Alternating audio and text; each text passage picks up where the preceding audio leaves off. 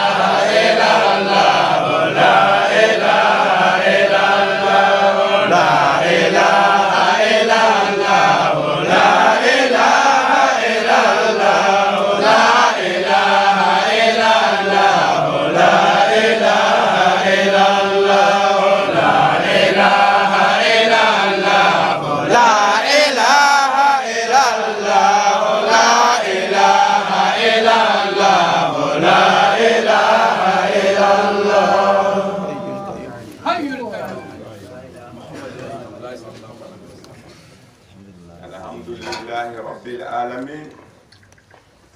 tanubi antigi emumbe sangolo kono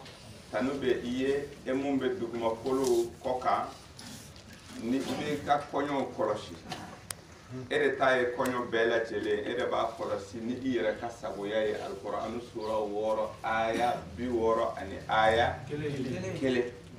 asabenen be wa huwa al-qahiru fawqa ibadihi ale de yangale no fen bela jele abe koloshi like choya la muye ale yere ja abe fen ladum ka labo ni ayira ka saboya ye nga bani adama ta ayira bolo ka fo kibe ko keni choya la ni ira ka saboya ye wa iba boni choya la ni ira ka saboya ye ato o choya la ni be fe sisa suka ko sisa o te se ka ke o te isaboya ko na ka fo ay ido mbi kile bo sisa won ma ka kile tele ka bo ka bi o te isaboya ko na ona nyo na de beta ma fa beta shweni ke o mumbe bo ira la katake ko dede akoko ni ode don ay sira fla de gira bani adama bulo akoko ni kan ni men ka la doniya ka sagoya di ama ni ayera kunye ga ni ale ala be fakanye adama dema abe bala mini idusukun ni ko chelala oye mogo ye munu ye ala tientiya ka deme nyine ala fe ina fa ambe to ka foko iyyaka na abudu wa iyyaka nasta'in yaye ambe ekelempe bato ambe deme nyine ekelempe korona sura kolo aya du asebenembe akoko no kera tuma mina abena ni misaliya ye ka dima yusufa ka barola korona sura tanifla tuma na mina aye musoni yaje aya biduru ani aya saba aya biduru ni saba muso ni yaje tuma mina ale yere de beka an kibariya yusufa bala ka an kibara akoko dusukun ni kwa ko ni samanendo kata juguman keli de ma ko abe kanda de abe tanga ka bo o juguman keli la ni ala yere ka hine aka nema ye ala de be nema nati ima ni ka ibala mini ini ko jugu cela la kono de mate mumbe se ayira kuna yusufa bala ko de fo ni yere so la ala dola itse ka ire mi bo ala fo ala de ka nye ima note musoni aya koron sokono tuma mina akokale yere kilekura muso in ka kola wala kad hammat bihi wa hammat bihi ale ko ni fusira ka bo ala chogo ale masaka Allah doronde ale bo yaye donc ni na nyona de do ala ka ande amen kata kenyani naye kalo ta ka black le boli no fe ambe ben le 5 novembre kalo samba fla ani samba ani san wakati bi ka teru kata an fana bala ka gere kata an fana bi ka teru kata ano fo kata fo ko guna tuma mina ko te gun anyana de anga ko de be gun quoi c'est à dire que ma kelen ka ko be gun tuma abe je ka gun ko de ko sa accident do be ke mo be je ka sa munu be je ka sa o wakati la ko guna nyogon fo wakati kelen do be balo ko accident no ona nyona do be ta o buda o wisinogo o be o te wuli ble donc aka wakati ni ko be wele ko ayi apotogo de ni quoi Quran sura kullu nafsin za'iqatul maut ni kelimo kelembe saya nene bisa ka Quran sura wa an ko suratul ankabut aya bidu an haya wulun fla kullu nafsin za'iqatul maut kullu nafsin za'iqatul maut ni kelimo kele na saya nene donc atigla mobe aka saya nene ni obewele ko sinogo laban no te saya yere yesi sinogo ye me ko sinogo mu wele ko saya qualité fla de be ka kon wolo nye o saya be ani qualité saba de be qualité saba sak qualité saba de be nga fla de ye vrai ye don ye la halaya de chogodi ibo ye Quran sura bisaba ani kononton aya binani ani aya fla Zumar aya binani ani aya fla ako mo lamin tumana min ni awbe sinogo awti seka sinogo fo ne alaka ni do aw awla niw be yela ka tane ala yoro wala ibi soro ka sinogo ni ma bo ila itse ka sinogo to ya sila ori to ibi to ka kele fo ibi singa sinogo ta shekele donc o kele bu ko nana ni de ka bo ila mais ni ma bo ila inye te tubu ko c'est la ite sinogo donc ni isinogo ra doron o koro ni bora ila kata ala yoro akoko ale ala be ni maraye akoko ale be do lasib wala sa uka singa do uka forgo la ika wuli ni ikunu na ko he e be gringa wuli ta be nye kile ta donc ni sigina kana parce que ka wakati ma dafa ibe wuli be tay ka haju fe ko nga mo mun ka wakati dafara ko kuto o sinogo la ko ni ta sigible ja sa ya fana ye sinogo de ko ni ta sigi o be ila kunu ka dese si atena donc barajuru de be adama deuna barajuru ni ani adama den cela barajuru be inafo de yerani ani abba cela barajuru be jogomena no barajuru tigara ka bo de yerani ani abba ce c'est-à-dire que lien bana no te barajuru inde fe abe nyana kili barajuru inde fe abe balo ba kono barakono donc ni dem bangira sisa ebe juru ni yeko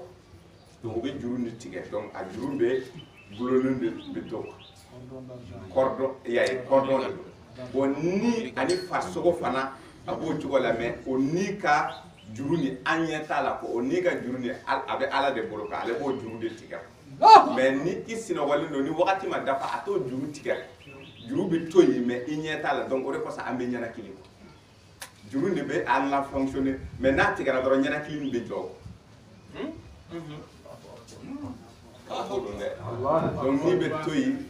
sangolo ko donc adama deum ka kiba la haliya be o cogoyal donc ni mun ka wakati dafara doron ale be jodo anto be continuer hukum de kono nana shahid una foni do be shahid chama tumba kalama anga shahid kul wadu do ale blara anya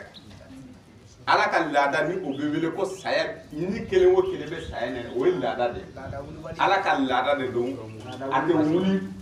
abe korona suratani wulun fla aya bidru an haya shegi kera aya bidru ani aya shegi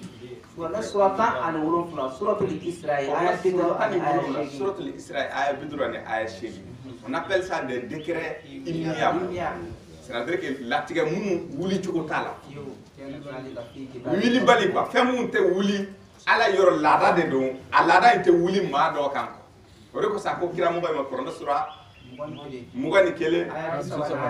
aya bisaba nane ako ka kon e Muhammad Lamine yen ne Allah ye chiden wo chiden munu chi nya be faka abe wa Muhammad Lamine e fana ambi faka ni jume e be to ye korona sura bisaba ani fla aya tani kele akoko meleke mun jolembe aw ni minani na o de be aw faka ko ne ala kabara konana hein surtout sajida Quran sura bisaba ani fla atan kile ko meleke munun jole do ni aka saya kibariya o meleke de be aw faka ko mo lamin bi ifa e ko fe ma be toywa ah kullu nafsin za'iqatul maut mati toyde mbake ada saya nene mo lamin amina ifana faka to kira to sara chugumena ifana bena o lada ibina isinda o sinda non wajibi blende waye ko fe mo te far kolomatigité mum bena toy ko fana ambu fana faka donc au hukum de konana shahid Ali Sangare ale kera shahidu ye ni mafli ay juma saba apana kelenka a fatura kuno antara a janaja ke shahidu tumbe kosobe atum kera man moto kodo me farfoni de chorobani a kera inafo he kaba kodo me e wado afrika ninde nyina nin saya sugu ne mun jole be aw nya kor ne be nin saya sugu kango nga anga lalaw makekele ale tora mun na hatta tigi nu ko fe fo aka wakati laban dron asina ka shahid Suleiman Maiga adenga do fleni afa ni fa ke ani ode mo kilo Maiga donc et Suleiman de nana ye a hakili b'a la don dɔ an ye témoignage dɔw kɛ alimamu falako de don an ye wala an ye nayimu mun wele nayimu an sinna yan yɛrɛ de don koyi a n'a denkɛ wulila ka jɔ an ko bɔ kuma b'i bolo a ko ko kuma ka gɛlɛ ale ma k'an ka tɛmɛ ni kuma ye a ma kɛ wa nin de kɛra sababu ye cɛkɔrɔba ni a nana tuubi a nana tuubi maanifin kibaruya bɛ d'i ma dɔw bɛ se ka kibaruya ni faamu dɔw tɛ kibaruya ni faamu o kibaruya tɛ sɛbɛnni ye Kuranu sɛbɛnni tɛ mais Kurana nana ni o kibaruya ye suratul Al-Qur'an binani sura binani ni chapitre 42 verset 51 ko ale ala a bɛ kuma farikolomatigi fɛ ni cogoya saba dɔrɔn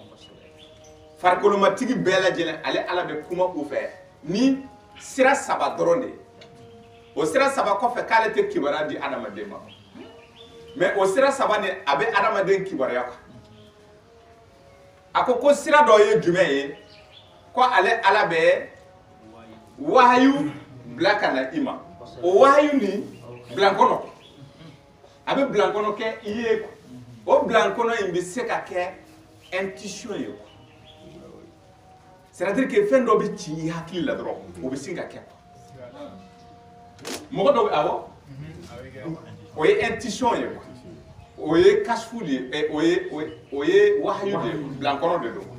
bilankɔnɔ dɔ bɛ yen i bɛ sinɔgɔ de ka sigi o kɔrɔfɔ bɛ ka faamu nin bɛɛ ye bilankɔnɔ façon bilankɔnɔ dɔ bɛ yen i tɛ sinɔgɔ dɛ sinɔgɔnin bi i minɛ i ma sinɔgɔ i bɛ sin ka fɛn dɔ ye o bɛ kɛ nin fana ye bilankɔnɔ de ye bilankɔnɔ dɔ bɛ yen kashfu de don ɲɛ f'i b'a aw ɲɛ tɛ nin fɛn in na i b'a yira mɔgɔ la mais mɔgɔ ɲɛ t'a la o fana ye bilankɔnɔ de ye on appelle ça wahayu mais wahayu amina nin ye a façon fɔlɔ ye a façon filanan ale ala bɛ to hijabu kɔfɛ a bɛ kuma i fɛ tuma dɔw la i bɛ bali ka mankan mɛn mankan yɛrɛ de bɛ kibaruya de d'i ma mankan fɛ awɔ Musa ka kunnafoni ɲɔgɔn a tora kɔfɛ a bɛ kuma Musa fɛ a bɛ mankan dɔ mɛn ala bɛ cikan dɔ ci ma ni mankan ye a ko walima a bɛ ciden dɔ ci i ma a bɛ mɔgɔ dɔ ci ma a bɛ na kibaruya dɔ f'i ɲɛna ka tɛmɛ maintenant ala yɛrɛ ka kibaruya mun nana an ma ka ala kalan o nana ni Jibirila ka sira ye o ye wahayu o fana ye bilankɔnɔ ye mais o bɛ kɛ cɛ kelen de ye Nabila Isa bilankɔnɔ kɛra a ma mais o bilankɔnɔ Jibirila de bɛ na a ma Mohamadu Lamini Jibirila de nana a ma donc k'a fɔ ko Mohamadu Lamini sigora de ka nin sɔrɔ a ye ko sigo ko tɛ dɛ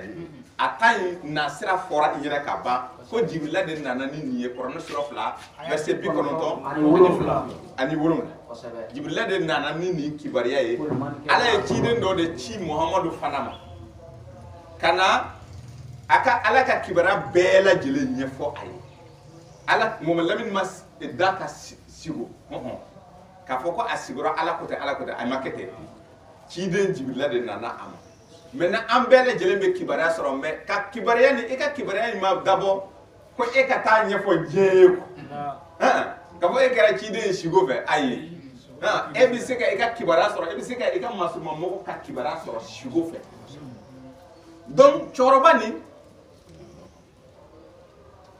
don dɔ la a ye an ka nin sahidu wele a ma kɛ o y'a sɔrɔ a ma kɛ sahidu ye dɛ a ye a denkɛ nin kibaruya kan ko Sulemani Mayiga a ko don dɔ la a ko ale sigura o don ko ko sigo ye ale kamana gan dɛ k'ale y'a yɛrɛ ye sanfɛ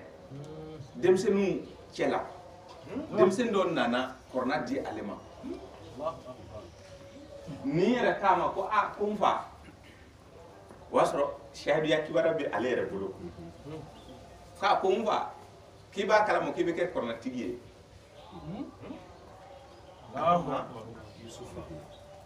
a ko k'i bɛ kɛ kɔrɔnatigi ye nin de y'a ka sigo yɛrɛ kɔrɔ f'a ye Sulemani Mayiga o kɔfɛ a nana kibaruya sɔrɔ Bayina kunkanko la a ye Bayina nin mɛn don min na o denkɛ kelen de taara Bayina ko kuma f'a ye dɛ denmisɛnnin tɛ wa an tɛ denmisɛnnin ye a yɛrɛ nana a y'a lajɛ a ye sɛkɔrɔba ninnu bɛ yen a ko ko ninnu bɛ sɔn ka kɛ ale filan dɔ ye n'o tɛ ko ninnu bɛɛ ye ale denw a bɛɛ denmisɛnnin a n'a mɔdenw kɔrɔnɛ kibaruya dira a ma sanfɛ de mais a ka sigo tɔ fana tun bɛ ka a ka saya de ko fɔ k'an b'a kɔrɔta don a ko an ye nabi Idirisa kuranɛ sura aya 57 a ko an ye nabi Isa kɔ kɔrɔta kuranɛ sura 4 muso ko fɔ sura verset sura 4 muso ko fɔ sura suratul Nisa'i a verset 57 58 kan ye nabi Isa fana kɔ a bɛna ciden 18 tɔgɔ di Mamadu Lamini ma kuranɛ sura 6 anami verset 87 surat 6 chapitre 6 verset 83 ka taa bila 87 la walima fo ka taa bila 90 la a ye ciden 18 tɔgɔ di alakira ma ka sɔrɔ k'a fɔ k'an y'u kɔrɔta kosɛbɛ ni ma farati k'a ye i denmisɛnninlama i bɛ kɔrɔta o ye daraja de ye mais i kɔrɔlen i bɛ to ka taa sanfɛ dɔrɔn wagati dɔ bɛ surunya kana sigi a la dɛ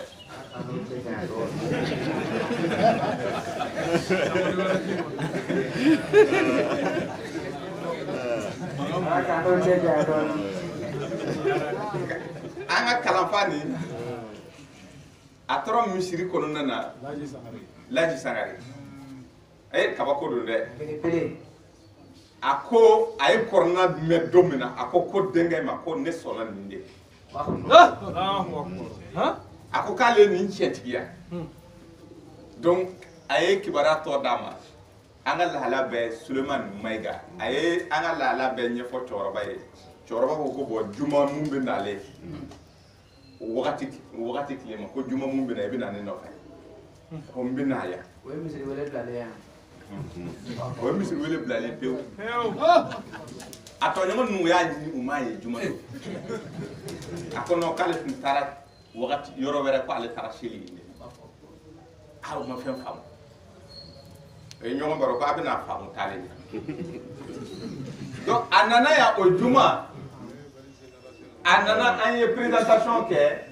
cɛkɔrɔba kuma dira a yɛrɛ ma ko non ko kuma ka gɛlɛn ma k'an ka dasa kan dɔrɔn ka taa juma filanan a nana ani a denkɛ de nana juma sabanan de a ma na juma sabanan de bana cunna a kan an ye a ka kibaruya fɔ yan ka dugawu k'a ye o juma a ma na o juma tɛmɛna dɔrɔn a nɔgɔyara a wulila a tora munumunu na a tun bɛ convalescence la juma 4 nana tugu a la donc juma tɛmɛnen ni yɛrɛ ma taa nɔfɛ bon ale bolo sera a kan k'i lafiya de o ko k'a ka to so a ka lafiya k'a ko kuma mun bɛ fɔ yan ni dɛsɛ tɛ a tɛ fɔ ale kɔfɛ donc ni yɛrɛ nana k'a to yen a ye mɔgɔ wɛrɛ de ɲini ko u ka ale ɲu ka na an bɛ ka kutuba daminɛ a donna yan a nana sigi juma tɛmɛnen juma mun tɛmɛna an kɔrɔ a une semaine de nin ye a nana sigi a ma dɔn a donna an ɲɛ donc o y'a sɔrɔ juma kelen panna kun mɛ a man kɛnɛ quoi a ko juma tɛ se ka pan ale kun ale kɔni bɛ se ka tagama juma tɛ pan ale kun parce que ko yan kuma mun bɛ fɔ yan a bɛ adamaden nafa de kulo ma deli ka mun mɛn olu kɔrɔla ka diinɛ kow godon ja olu tun tɛ foyi kan ale kɔrɔlen de ale bɔra fɛn in kalama fɛn tɛ ta ka ale to yen yewu a ye kabako don dɛ donc juma tɛmɛnen dɔrɔn samedi dimanche lundi mardi mercredi walima mardi de a ye a denkɛw bɛɛ wele mardi a ye denkɛw wele ko denkɛw ka na a denkɛw bɛɛ lajɛlen nana a ko dengaw ma k'u ka yafa ale ma ale fana yafara u ma ko ale ka wagati sera kɔrɔfɔ bɛ ka faamu aha ko wa ale ka fɛn bɛ mɔgɔ o mɔgɔ la ale yafara u bɛɛ lajɛlen ma donc a ye entretien kɛ ni a ka den cɛmannu ye den musoman ninnu o dugusajɛ a y'u wele k'u fana ka na mercredi donc u nalen a kumana u fɛ o cogoya kelen yaba muso ninnu dusu kama olu y'a kɛ kasi ye a ko ko n bɛ ka aw wele k'a fɔ k'a kana kasi ne su ni ne sara aw bɛna kasi o yɛrɛ tɛ kasi kun ye muso ninnu y'a da don tuguni donc u ma ɲɔgɔn faamu awɔ ma ɲɔgɔn faamu parce que kasi man di cɛkɔrɔba ye ale bɛ k'u kibaruya k'u k'u banba a ye diɲɛ ladilikanw d'u ma k'o bilasira ladilikan laban donc k'a taara a ka a taara i sigi de a walima a taara i da o y'a sɔrɔ a gɛlɛyalen don a ma dɔɔnin ko k'a kɛ kɔrɔnakalan ani kalima ye ɛri kelen ani dɔɔnin a bɛ ka la ilaha illallah de fɔ a bɛ kɔrɔna ayaw kalan a bɛ kalima kɛ donc a sin ka da ka sinɔgɔ a kɛra bɛɛ ɲɛna kɛnɛ kan La ilaha illallah, la ilaha illallah, la ilaha illallah, la ilaha illallah, la ilaha illallah, la ilaha illallah, la ilaha illallah, la ilaha illallah. Yeah. donc a ye wasiw fana kɛ a fatotɔla a ye ani nin ye baro kɛ ani a denkɛ wɛrɛ o fana nako fɔlɔ tun ye juma tɛmɛnen fo mɔgɔw kumanen a fana ko f'a ka kuma yan o y'a sɔrɔ wagati yɛrɛ dafara a ma ɲɛ a ye kuma d'a ma a tɔgɔ ye Adama Tarawele olu fila yɛrɛ de jɛra ka an wele téléphone na k'a fɔ ko cɛkɔrɔba ka miniji dɔgɔyara ani Sulemani sufɛ k'an to Daransalam na donc o kɛlen a k'u ma ko ni ale fatura ale bɛ jamakulu dɔw de kɔ sisan ni wele ko Shahidu ko an ka an dɛbɛ an ka yen sɔrɔ ko n'an ye yen sɔrɔ ko duwawu ka di alimami ma kunu ni aw tun bɛ kaburudon na maɲumatɔ ko filɛ yɛlɛ filɛ a bɛɛ de dafara an ni harisatigiw taara ɲagami ye parce que harisatigiw bolo su ye olu de ta ye bon an dun b'a dɔn su ye an de ta ye su y'a yɛrɛ tigi bɔ mais a tun tɛ se ka kɛ cogoya wɛrɛ la an ye ɲɔgɔn ɲu ka taa u ka misiri la nka kana sigi a la olu fana selila a kan an sigilen bɛ an taara yen u ka misiri belebeleba misiri ni wasalen don o tilala u nana jɔ o ye fɛn minnu fɔ su kan an ma mɛn mɔgɔ si kɔni ma mɛn an kɔni ye Alahu Akibaru fɔ ɲɔgɔn fɛ siɲɛ 4 ka salamu kɛ an b'a dɔn an ta yen bɛ yen o y'u ta kɛ donc an de ye ɲɔgɔn ɲu ka taa kaburudon na Jelibugu kaburudon na an taalen yen programme bɛna ɲagami yen de jusque là programme tun ka ɲi c'est à dire que ni an taara an ka laadakɔrɔw la ni an ka Shahidu de fatura n'an taara parce que Shahidu ninnu fana i t'a sɔrɔ jama dɔ de b'u kɔ yanni u ka bɔ yen o jama b'a fɔ f'u ka seli u kɔ wa u bɛ taa kaburudon na fana o b'u ka fatiha ta i tɛ se k'u bali bɛɛ k'i ta kɛ k'o bɛ taa i tɛ mankan kɛ dɛ donc sisan ni olu y'u ta kɛ kɔrɔlen ni olu ye harisatigiw y'u ta kɛ Shahidu fana bɛ gɛrɛ hali ni Shahidu 2 3 de bɛ yen u bɛ gɛrɛ o taalen kɔ an b'an ka kɛlima kɛ ka istighfaru kɛ ka taa suma maintenant mun de bɛna kɛ tumana min na alimami ye yamaru di ko mɔgɔw ka fatiha siɲɛ 1 Allahumma salli siɲɛ saba kulu walaw kulu walaw siɲɛ 11 k'a bɔ a baraji la k'a di su ma ka bɔ baraji la fo k'a di su ma an yɛrɛ bɛ dɔ sɔrɔ a y'a fɔ alimamu dangan dɔ y'a fɔ ko an yɛrɛ bɛ baraji sɔrɔ su bɛ baraji sɔrɔ a y'a fɔ a tɛ bɔ an dɔrɔn t'a la dɛ a ko k'olu yɛrɛ bɛ dɔ sɔrɔ a la maintenant an y'an makun dɔɔni parce que hali n'i kɛra machine i tɛ se ka olu b'a la siɲɛ 11 nin sera u b'a fɔ cogo min na k'a kɛ ka taa fɛ n'a ye k'a sɔrɔ u ma kuma bɛɛ b'a dɔn donc tuma min o y'o kɛ alimamu yɛrɛ ye a kɛ tuma min na k'a ban an ye o aminu minɛ an ko ala k'a minɛ an ye an ka kalanfa Sulemani Mayiga ale de wulila k'i jɔ alimamu yɛrɛ kɛrɛfɛ dɛ a ko alimamu ko kuma bɛ yen a sina ko ka kuma o ka fatiha ni tigɛ ko kuma bɛ yen kabako don an yɛrɛ ma sigi n'a ye koyi o y'a sɔrɔ an yɛrɛ dennin don kɛrɛfɛ fɔlɔ a ko suni ni o ye Elhaji Ali Sangare ale n'o kumana a ka wagati laban k'a ko a ka wagati laban jamakulu a labana jamakulu mun bolo ni o ye shahidu ye ko o jamakulu ko fatiha sabana ka di u ma walima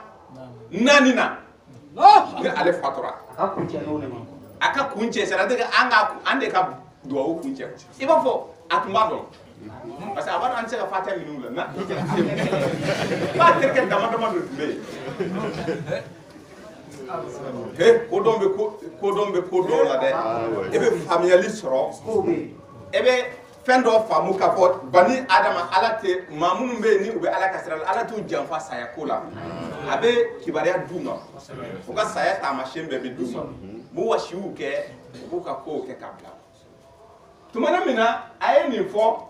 alimamu bɛɛ bɛ ka nin lajɛ u bɛ ka Sulemani de lajɛ parce que nin ma deli ka kɛ ko ka kuma tigɛ nin cogoya la fatiha tatɔ la alimamu kuturu donc k'a fɔ ko non ko dɔw bɛ yan ko cɛkɔrɔba labana olu de ka bolo kan a y'u ka jamakulu de kanu wa a labana u ka jamakulu de fɛ donc o tigilamɔgɔ ninnu fatiha sabanan parce que a b'a dɔn ale yɛrɛ b'a dɔn fatiha saba de bɛ ta cɛkɔrɔba b'o dɔn mun fatura donc sabanan in ka di a ma mais ni a kɛra o ma o di naani na ka kɛ fatiha naani na ka donc tumana min na nin kɛra alimamu ani a kɔmɔgɔw kumana donc o ye fatiha kelen bi ka filanan ta donc ka sabanan de di a ma donc sisan a bɛna kɛ mɔgɔw talen bɛɛ de bɛ yen bɛɛ bɔ ko ɲɛ koyi sodon bɛna kɛ i n'a fɔ kura mɔgɔ dɔw tun nana tɛmɛ an na olu ka sudon tun bɛ ɲɛfɛ olu taara olu an de sera olu ɲɛ dɛ ka baara daminɛ olu sɔrɔla ka na ka tɛmɛ ka taa mais kuma dira ma olu tilara ka segin o y'a sɔrɔ an bɛ yen an de kalima daminɛ ka sɔrɔ ka kalima kɛ ka dakuruɲɛ dama dama fɔ mɔgɔw ye nka ni e tun bɛ yen i b'a faamu k'a fɔ ja adamadenw ma kun de o t'a dɔn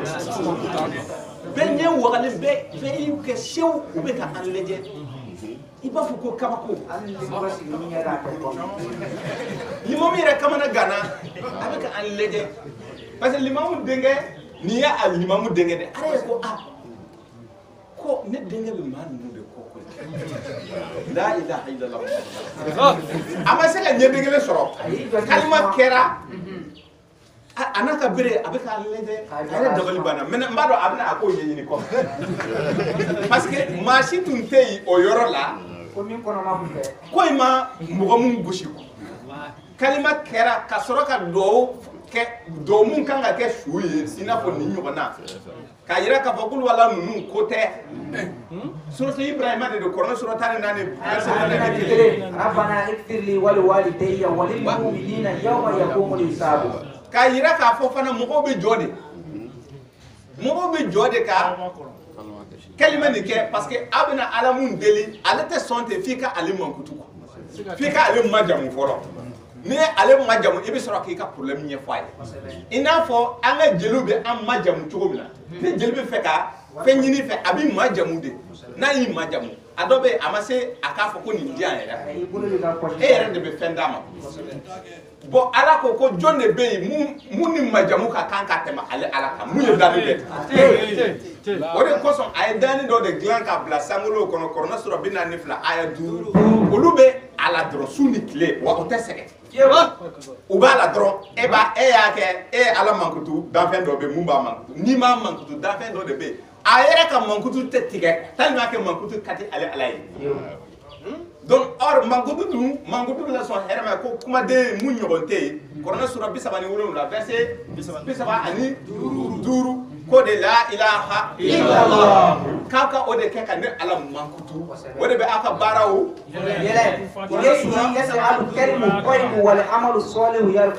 kɔrɔna sura 35 aya o de bɛ yɛlɛ ni baara a ka i bɛ fɛ ka mun fɔ ala ye dɛ i bɛ fɛ ka mun kɛ dɛ n'i ye kalima kɛ a fɔ a bɛ yɛlɛ n'i ma kalima nin kɛ dɔrɔn soubassement tɛ yen a tɛ se ka taa e ka baara tɛ se ka yɛlɛ o ala ma ko foyi tɛ i ka wele kan na ni i ma ale mankutu fɔlɔ f'i ka ala de mankutu donc mɔgɔw jɔlen o ye nin faamu quoi nin bɛ faamu quoi n'i bɛ tiɲɛ dɔn an sɔrɔla ka an bɛna dugawu mun kɛ an ye o fɔ bamanankan na bɛɛ k'a faamu dugawu nin yɛrɛ kɔrɔ rabana ighfirli wali walidayya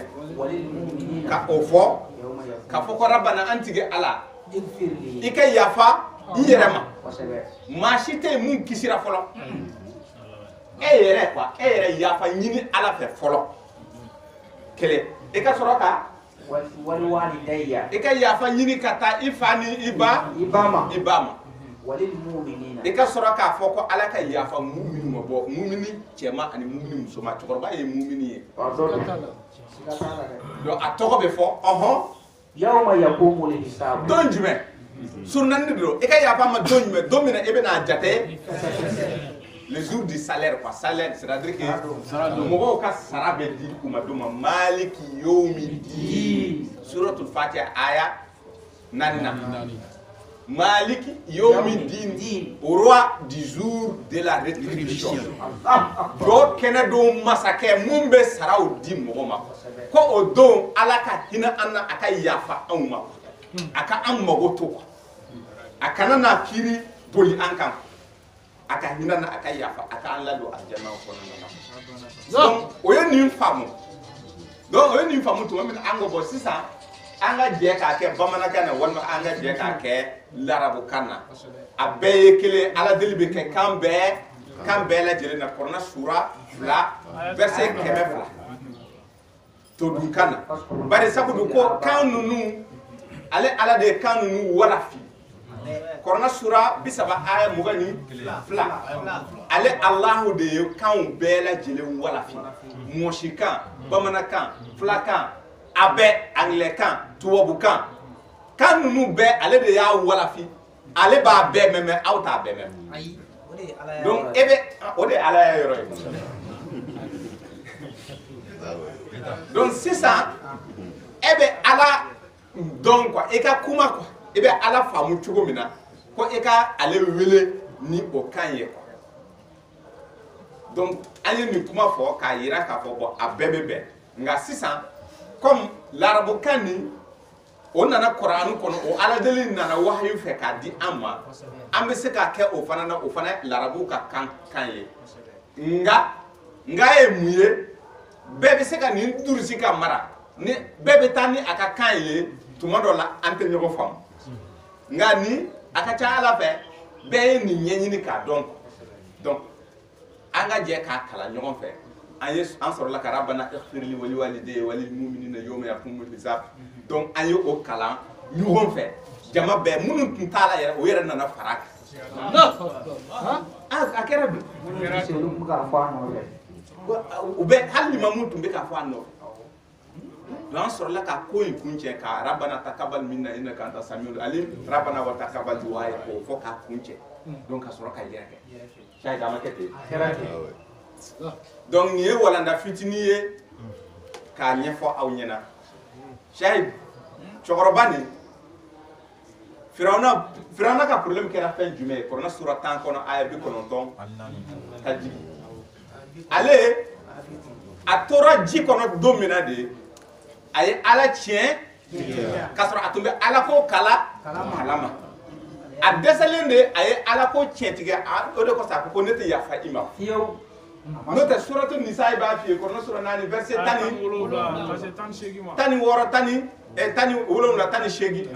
aya 17 chapitre 4 verset 17-18 a b'a f'i ye ko mɔgɔ minnu tɛ ala ko kalama a bɛ kow kɛ ten n'a nana bɔ ala ko kalama tuma o tuma n'a seginna a kɔ ko ne ala bɛ yafa a ka ko bɛɛ lajɛlen ma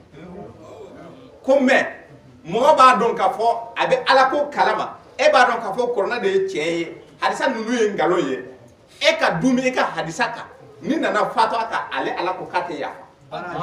mɛ n'i t'a kalama k'a fɔ hadisa ko in tɛ tiɲɛ ye e tun b'a kan ten n'i ka ŋaniya ɲuman ye i nana i sa tuma i nana bɔ a kalama k'a fɔ ko nin de ye kuranu ye nin de ta yin kan ka kɛ i ko kalu samina wa atana ala ko ale yafara a bɛɛ la donc cɛkɔrɔba nin ta kɛra o ye ale nana bateau ta o y'a sɔrɔ kuncɛ an bɛ ka taale bon o y'a sɔrɔ ale ka kuncɛ yɔrɔ yɛrɛ sera a sina ka pan ka don bateau in kɔnɔna na ka sin ka sa a kɔnɔ ala ka sira siratul mustaqim a fatara siratul mustaqim a ko i tɛ kuranɛ taa mɛn ko ka kuma wɛrɛ mɛn ko e k'o labaara ka kuranɛ to yen cɛkɔrɔba de ye nin fɔ da ani da a ko tɛ se ka kɛ ko ja seli tɛ gundo ko ala ko ten ko ne tun t'a dɔn mɛ n'ale nana dɔn tuma min na a y'i fosi ka bɔ misiri la pewu misiri belebele u ka mikoro t'u bolo donc olu fana hakili la ko o wagati a bɛ ko wɛrɛ ɲɛɲini na ja a y'u bila de a y'u bila pewu a y'a f'u ye ko ale kɔni sisan kɔni k'ale bɛ to ka taa seli yɔrɔ dɔ la ja o ye kuranɛtigiw ye shahidu nin ye walanda belebele ye nin de kɛra kunun an taara istighfar kɛ an ka cɛkɔrɔba ye wa n'a ye ala ja an bɛ dɔɔnin fɔ an bɛ segin ka istighfar k'a ye parce que mɔgɔ dɔw tun ma ye sɔrɔ kunun bi olu bɛ yan n'an jɛra ka kalima kɛ ka istighfar k'a ye n'a ye ala ja ala bɛ hinɛ an yɛrɛ la parce que an bɛna yafa ɲini ala ye an yɛrɛ an bɛ ka yafa ɲini donc o la an bɛ dugawu kɛ cɛkɔrɔba nin ye ani an ka shahidu alu a fana bamuso fatura shahidu alu dumbiya korotum dumbiya na korotum dumbiya o ye an ka shahidu dɔ ye bamuso ye shahidu gɛlɛ a fana a bɔra faransi ka na a tun bɛ faransi ne yɛrɛ t'a dɔn a ye an ka laseli sɔrɔ cogo cogo mais ale yɛrɛ kɛra kalanfa ye mais kabako don dɛ Brest an tɛ Brest dɔn an bɛ Marseille kan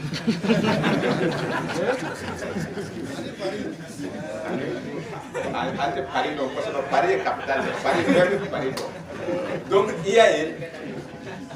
donc ale fana nana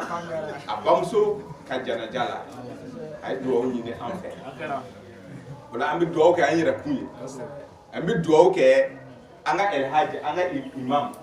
imam Ali Sangare an ka ɲɛmaa de don an fakɛ de don an ɲɛmaa de don an balima de don an bɛ dugawu k'a ye ani an bamuso n'a ye ala ja wa a bɛ ja ala ye parce que munafiki tɛ an fɛ yan kuranɛ nin fo n'a y'a sɔrɔ an tɛ a yɔrɔ min dɔn n'o tɛ ala ye an bɛɛ lajɛlen seere ye dusukun la seere de ala ye ale wasara seere ye an bɛ fɛn o fɛn mun don kuranɛ kɔnɔ an y'a mɛn cogo min na an b'a kɛ ten n'an y'a kalan k'a ye cogo min na an b'a kɛ ten an tɛ tamaki hali ni diɲɛ maa si t'a kɛ ten o de kosɔn an b'an ka seli fana kalan an b'a ta kɛnɛma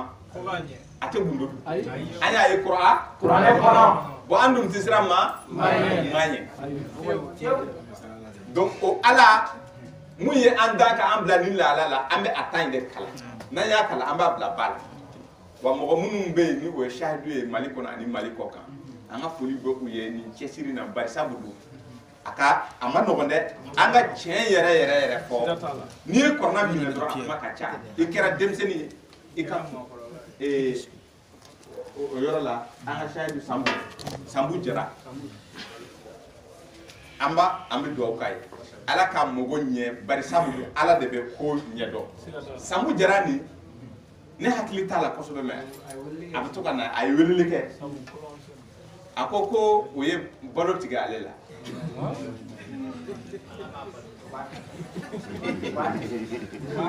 aya nyinga kunjume na ko ka gelembe aleda ko sobe ko afora ko oye alela sigi ka ko aka sigi aka bo bayna na pep shabi yani aka dabla nama dabla nama kornabla fen wo fe munye du kono feye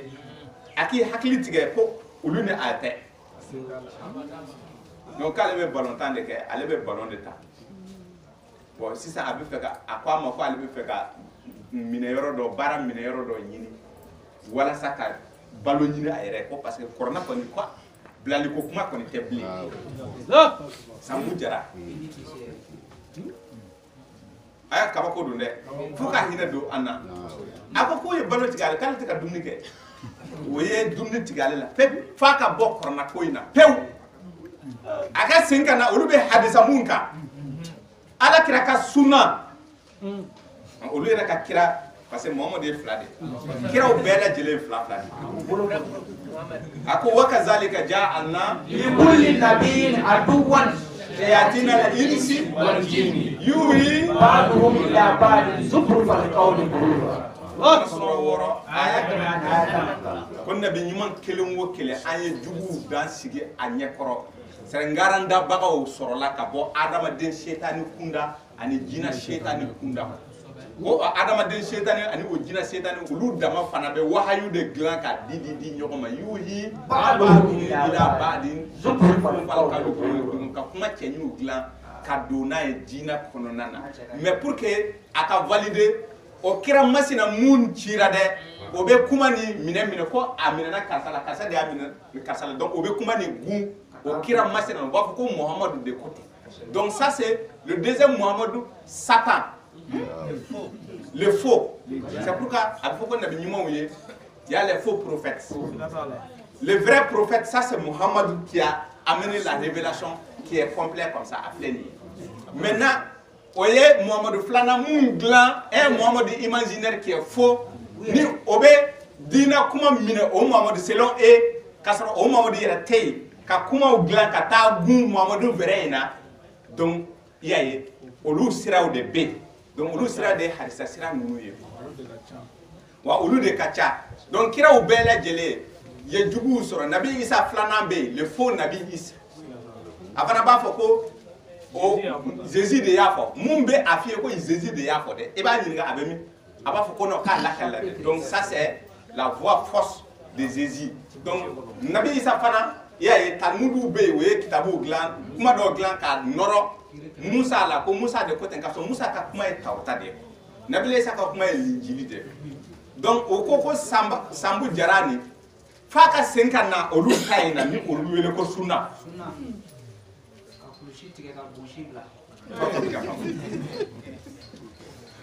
Donc olu mɔgɔw de bɛ yen n'i ye kɔrɔna minɛ dɔrɔn balaw de don donc ala ka an dɛmɛ o Sambu nin yɔrɔ in an hakili jiginna a la parce que n'i ko ko Kuranu dɔrɔn i ye bala kuma fɔ donc an ka cɛkɔrɔba nin ni o ye Elhaji Laji Ali Sangare siga foyi t'a la a ye kɔrɔna ni minɛ ko yɛrɛ a y'a minɛ a fatura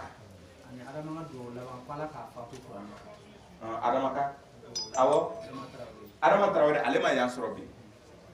a ko Adama don min a nana yan a ka juma laban yan Adama ye y'a ta moto la ka taa bila da la a ko Adama k'a ma ko naamu a ko n b'a ɲini ala fɛ ko ala k'an faga nin kɔrɔna in kunu a y'a fɔ an ɲɛna Adama Traoré ko cɛkɔrɔba ye duwawu don ale o de kɛra o ka kuma laban ye ale ni cɛkɔrɔba cɛ juma don a taara bila a ko Adama ko naamu ko ala k'an faga kɔrɔna in ko an tɛ bɔ kɔrɔna kan bilen donc o la sayidu an bɛna duwawu kɛ cɛkɔrɔba ni ani Alu Jara Alou Doumbia ka bɔ Faransi a yɛrɛ ye kɛnɛ sɔrɔ Alou Doumbia ni Alou Doumbia a ye kɛnɛ sɔrɔ y'a ye Alou Doumbia nin ye kalanfa de ye mais a ye kɔrɔna ye a y'a sɔrɔ cogo min na tiɲɛ yɛrɛ la ale yɛrɛ de bɛ se k'i da don a la sɔɔni a bɛ n'i da don a la n'a ye kuma di a ma a ye kɔrɔna nin sɔrɔ cogo min na an kɔni t'a dɔn an bala mun na a y'an wele ko ale kɔni kɛra sahibi nka kabako ye mun ye a bɛ kɔrɔna aya nin fɔ cogo min na o yɛrɛ de fana ye kabako ye k'a sɔrɔ a sigilen bɛ Faransi bon Faransi ko i m'a ye an bɛ k'o kɛ kafiri ko ye ko kafiri k'a sɔrɔ silamɛw bɛ yen mumini gɛrɛgɛrɛw de bɛ Faransi a dɔw bɛ yen dugukolo fan bɛɛ a kafiri de ani tiɲɛnikɛlaw de ka ca hali Bamakɔ yan Bamakɔ yan Kunjiri Baba n ko arisatigiw de ka ca yan arisatigiw de man ca yan Hasatigiw de ka ca ye hasatigi ye tiɲɛnikɛla de maa minnu bɛ kiiri tigɛ ni kitabu wɛrɛ mun ma kɛ kitabu jiginen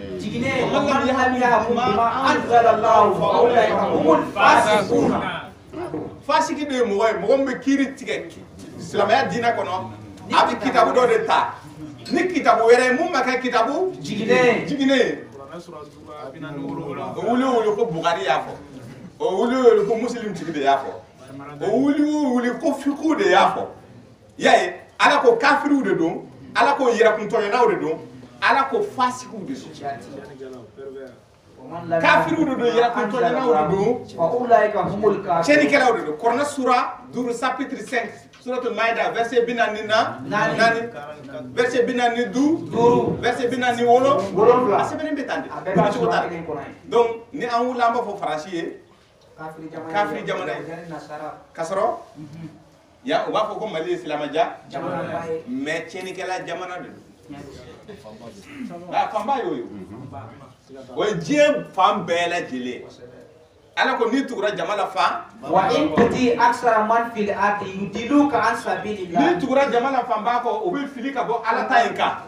munna in yatabi'una ila zanna wa in hum ila yakhusuna jama fan b'a tugulen bɛ fɛn mun ko olu ye jigiyaw de ye k'u bɛ sɔrɔ k'u ka nkalon sɔriya kɔnɔ Bugari de y'a fɔ Muslim de y'a fɔ Abu Dawud de y'a fɔ Tirmiziw de y'a fɔ Najib Balagha de y'a fɔ Kebi de y'a fɔ o n'a ɲɔgɔnna Bulbul Mariama de y'a fɔ ye nin bɛɛ ye mɔgɔw ye wa olu de ka ca i bɛ taa jamana o jamana olu de ka ca mais an bɛ jamana wɛrɛ de yira ko olu ye kafiriw ye k'a sɔrɔ yan yɛrɛ an yɛrɛ ma tila a fanba y'o ye Mali fanba a fanba silamɛ 100 o 100 n'i y'a ta 90 ani dɔɔni a bɛɛ ye kafiri a bɛɛ ye tiɲɛnikɛla a bɛɛ ye yɛrɛkuntɔ parce que kitabu wɛrɛw de b'u bolo silamɛya diinɛ in kɔnɔ mun tɛ Ala ka kitabu jiginen ye a tɛ se ka wuli ayi siga t'a la la yɛrɛ bɛ f'i ye siga na tɛ o la n'a ye Ala ja an bɛ kalima kɛ u ye ka istighfaru kɛ an yɛrɛkun ye ani olu ye n'a ye Ala ja La ilaha illallah la ilaha illallah la ilaha illallah la ilaha illallah la ilaha illallah la ilaha illallah la ilaha illallah la ilaha illallah la ilaha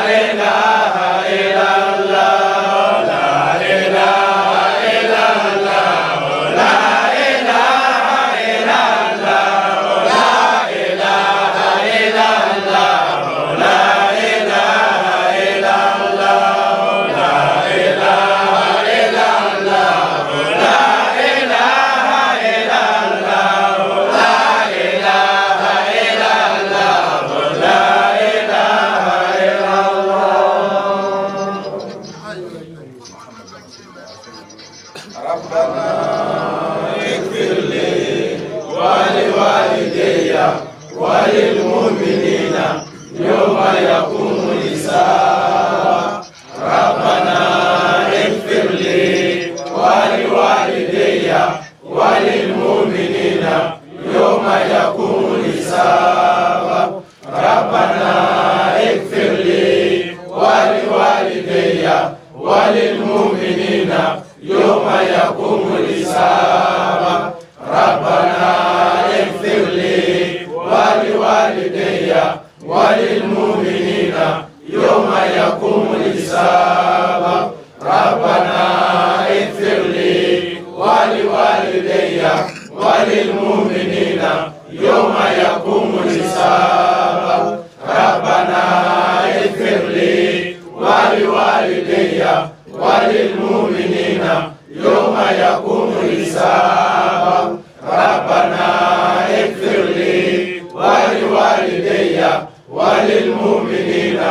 يوم يقوم الحساب ربنا اغفر لي ولوالدي وللمؤمنين يوم يقوم الحساب ربنا اغفر لي ولوالدي وللمؤمنين يوم يقوم الحساب ربنا اغفر لي ولوالدي وللمؤمنين يوم يقوم الحساب ربنا اغفر لي ولوالدي وللمؤمنين يوم يقوم الحساب ربنا اغفر لي ولوالدي وللمؤمنين يوم يقوم الحساب ربنا اغفر لي ولوالدي وللمؤمنين يوم يقوم الحساب ربنا اغفر لي ولوالدي وللمؤمنين يوم يقوم الحساب ربنا اغفر لي ولوالدي وللمؤمنين يوم يقوم الحساب ربنا اغفر لي ولوالدي وللمؤمنين يوم يقوم الحساب ربنا اغفر لي ولوالدي وللمؤمنين يوم يقوم الحساب ربنا اغفر لي ولوالدي وللمؤمنين يوم يقوم الحساب ربنا اغفر لي ولوالدي وللمؤمنين يوم يقوم الحساب ربنا اغفر لي ولوالدي وللمؤمنين يوم يقوم الحساب ربنا اغفر لي ولوالدي وللمؤمنين يوم يقوم الحساب تقبل منا يا ربي لا اله الا الله تقبل منا يا ربي لا اله الا الله لا اله الا الله لا اله الا الله لا اله الا الله لا اله الا الله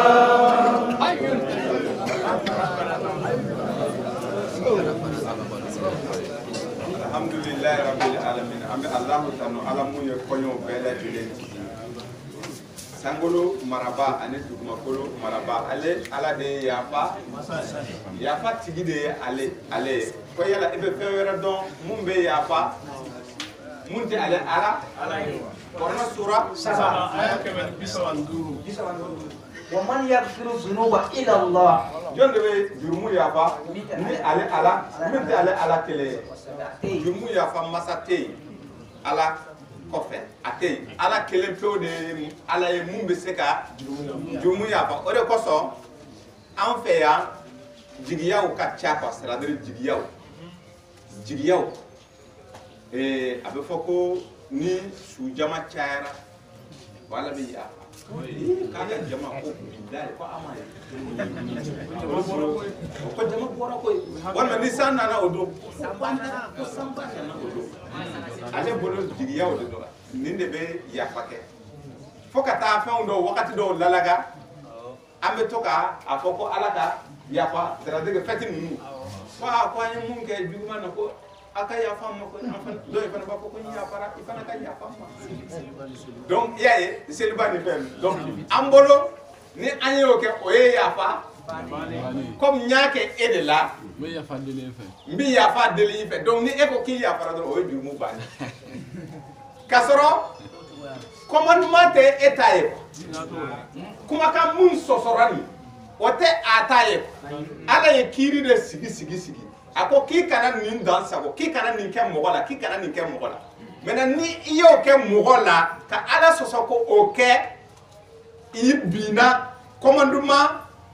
juruya kono ko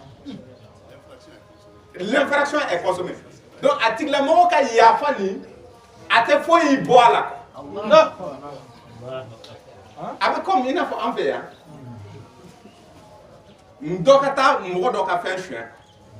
joyi ka mine ka ta police la fentigi kan na ka fo kale ya para ka so chien ni Mali faso Mali sariya de chien ni kompa donc ni eko ki ya faro ba fo eta banal e ka mais fama au table là parce que il a commis une infraction à chien de quelque quoi chien ni balile de constitution 600 abina nomine o kama ala yoro fana o chuga kelen de do comme ako ki kana chien ni ke e karsa ka fin chouin donc feti do e ka ta wala nim sara ko e kay ya fama ko non ay foyi wala ne re ya fara ko ala kay ya fa ambe ma yaye donc ambe ko e ko ay ya fara ay mu ka ya fara kasoro ala ko ay de sisa comme ala ya fara akera munna comme ala ko ka ya fara ala be jabi dima korona sura duru suratul maida ay bena ni duru ako le fait que atigla moko ko ka ya fara de ko ne ala ta abulangolum bla ko ne ala fana be yafa aka jumu do la otigi ko mais mun nana ko jugu in ke kana yafa nyini halni do yafa ra ko ne tay amaya ona tubira pew fo na tubira sa abi yafa nyini ala de ntigi ala nim sara de wallahi nim sara yere ne yere yaye nyimu ke amay ntigi ala nti siga nyimo na bereka ke yafa ala ko sisan ko ale be adon ko ni mbi sebe de la wal man te sebe ko ni me sebala ale ala ko kale be a afoka ya fara ni aya fara abake chugodi abe meleka o de blaka o joshi o ye mun sebe aba blaka o jo ka jo joshi Quran sura tan ani saba aya bisawani kononton c'est fa ka effacer de note an dama ni ñongon je ka ya fa didi ñongoma o tato ko aya fara papier mu e ko jugu ke tuma mena meleka o ya seben ka banko ani dama ñongon je ka ñogon ya fa ni o to joshi ko fiki adressé e mun ka commandement soso masa tala e mun ka commandement soso ka bara ngede fika ya fa ni ñini o fe ni o sona de abe meleka bla o etunye mun sebe passer akora kibun ati dun korona sura bidur verset tani wolom na tani shegi ko meleka keleme kini fe o be anno fe keleme numa fe o be ambe mun waliyala o ba sebe ani ambe mun fola o ba sebe o meleka fla donc o ye mun sebe do mena ye ko jugu ke doina ala ka kuma sosoli sira fe o ya sebe ka bank hal ni don ya fara ala ko mbi ya fa aka jugu do ma me ay ka fo kwa ya fara ne ma ka fo ko ne mun ke abi josi ate josi de fiki adresse ala de la ka tubi kata ala maka ala wele ala ka ya fe ma ne akoka sono dron akoka de meleka o blaka ayro josi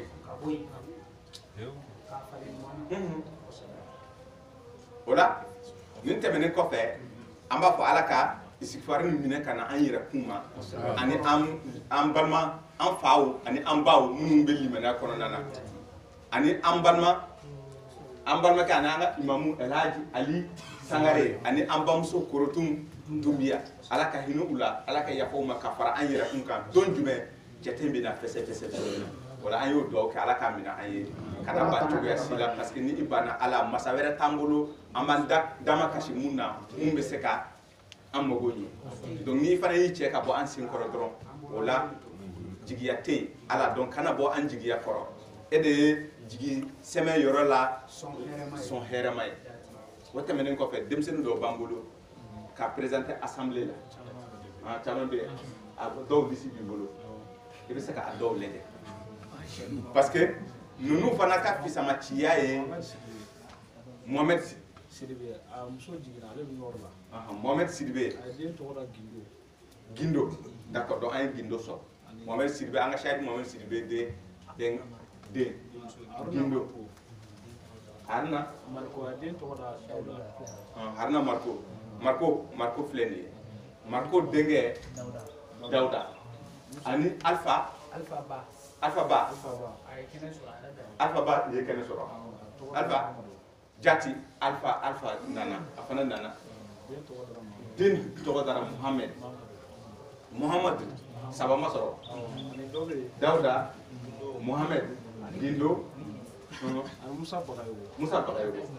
den togodara Maroba Musa Bagayogo den togodara Maroba musoni Maroba den muso de oya a togoda ko Maroba ani John Musa Traoré, Saudi Musa Traoré. Den togodara Maimune. Traoré abeya. Fana beya. Shaidu Musa Traoré. Donc antu ye kalanfa Abdul ka ami fana farata. O antu ye ko don Abdul Karim Sanogo. O don ale hal sa hal ni atumbe kera ambise ka fana. Do ka gidi kata ale fana. Donc a bɔra ka demu tɔgɔ mɛn sisan Musa Touré fana ka Aminata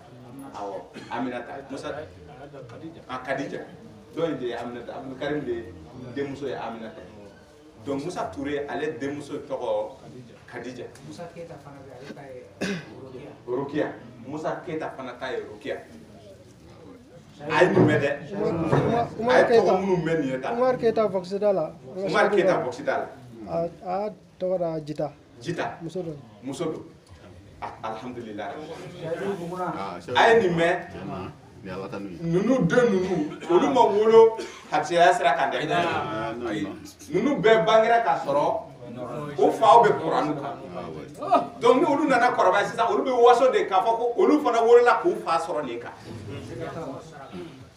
parce que an ka problème nana kɛ sisan ni ye kɔrɔna yira dɔrɔn u b'a fɔ ko o dɔn i b'a fɛ k'a fɔ ko hali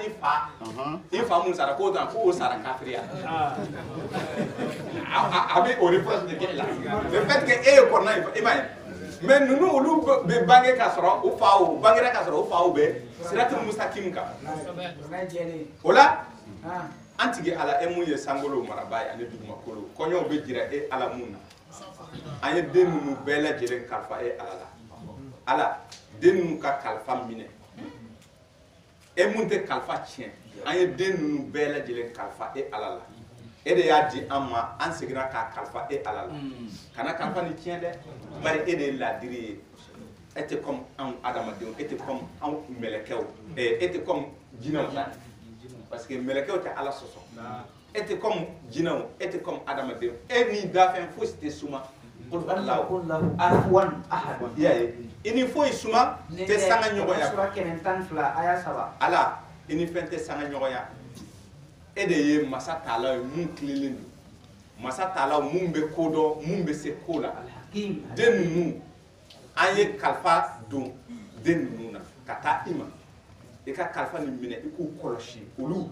ani u ka zuriya bɛɛ lajɛlen olu fana bɛna den minnu sɔrɔ an ye o den ninnu fana kalifa e Ala la Kuranɛ sura 7 aya 36 i n'a fɔ Mariyama kalifara e Ala la cogo min na ni i ma i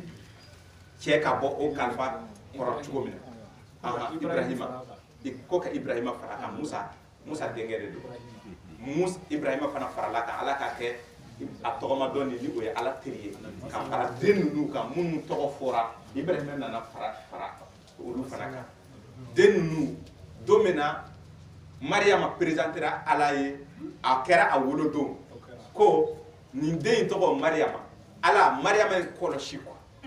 ale ani a yɛrɛ bɛna den minnu sɔrɔ o de kosɔn Nabi Isa nana bɔ a la Nabi Isa tun kɔlɔsilen don ka sɔrɔ tuma min na a yɛrɛ bamuso bangera tuma min na a bɛ kɔlɔsi Ala la don min na a ko fana fɔra parce que ko a ka zuriya donc an bɔra ka den minnu fɔ nin ye olu fana bɛna denw sɔrɔ o denw an y'a kalifa e Ala la parce que e Ala de bɛ ko dɔn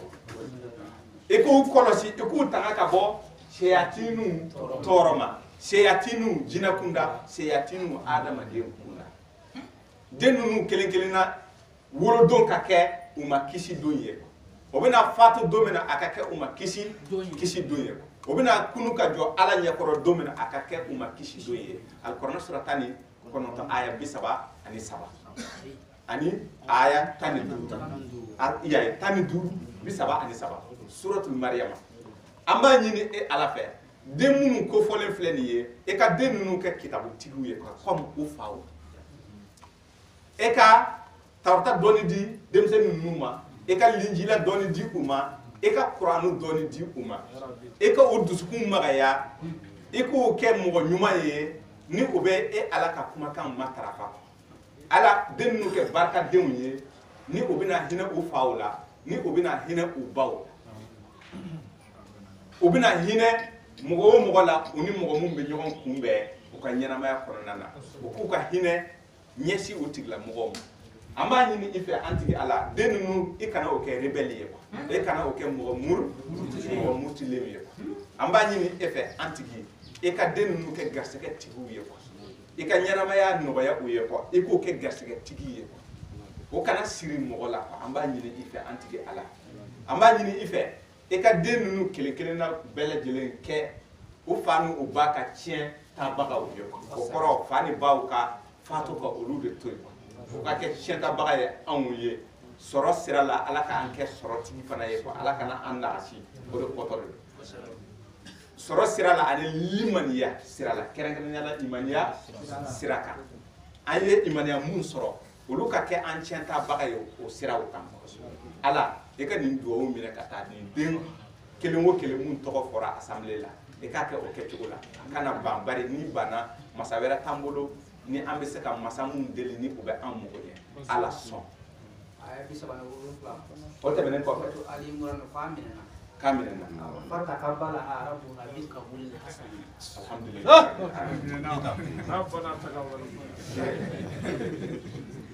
kabako ala ye ɲɛna anw ma o la shahidu an k'an banba nin kitabu ni kɔnɔ kuma na an bɛ fɛ ka mun ɲɛdɔn a kɔnɔ n'i tɛ mun dɔn i bɛ ɲininkali kɛ n'i ye ɲininkali kɛ a bɛ fɔ ye a bɛ nin sura in kɔnɔ i fana b'i banba i b'a sɛbɛn i b'a mara i bolo i b'a la lawaleya ala ka nisini don an kelen kelenna bɛɛ lajɛlen o kosɔn a ka an sabati an ka baara kɛta ninnu kɔnɔna na ala i k'an kisi i k'an bɔ ibilisiw tɔɔrɔ ma ala an sabati i ka an mago ɲɛ diɲɛ kɔnɔna na yan i k'an mago ɲɛ kiyama kɛrɛnkɛrɛnnenya la ala k'o nɔgɔya ka taa sahidu kelen kelenna bɛɛ lajɛlen minnu bɛ mali kɔnɔ ani minnu bɛ mali kɔ kan o la an bɛna ɲininkali alfa ko pali pali de b'a la ko alfa samake an ka kalanfa alfa samake ala ka sabati ka a kɛnɛya ka jɔ a sen kan a bɛ fura kɔni min kosɛbɛ kosɛbɛ kɔnɔ ya n'a bɛ na mudibali a buramuso a baba ko ka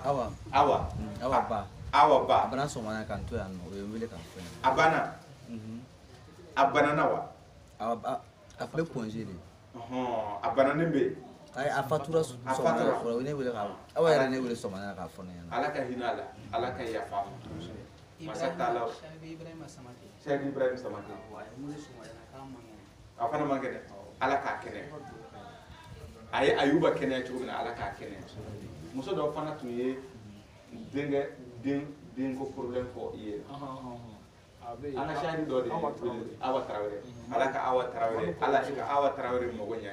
madu sahidi madu kɔrɔmuso de don a ko k'an ka ala deli a ye ala i k'a mago ɲɛ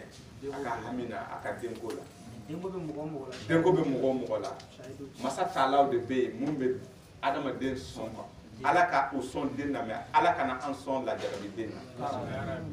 parce que fitina den a baro bɔra in kɔnɔ sura 18 kɔnɔna na aya 60 ka jigin tumana minɛ kira musa ni a ka professeur tun bɛ voyage la a ye den dɔ yira musa la a ko ɲɛ bɛ nin den in na ko nin den in kanuya bɛ a fa n'a ba yɔrɔ kojugu ko mɛ den in ala ye ne ladɔnniya k'a fɔ ko n'a kɔrɔbayara ale yɛrɛ bɛ kɛ sababu ye ko fa ni ba ye mɔgɔ ɲuman ye a bɛna kɛ sababu ye o bɛ muti ala ko yɛrɛ ma fa ni ba bɛ na sa kafiriya la den kanu fɛ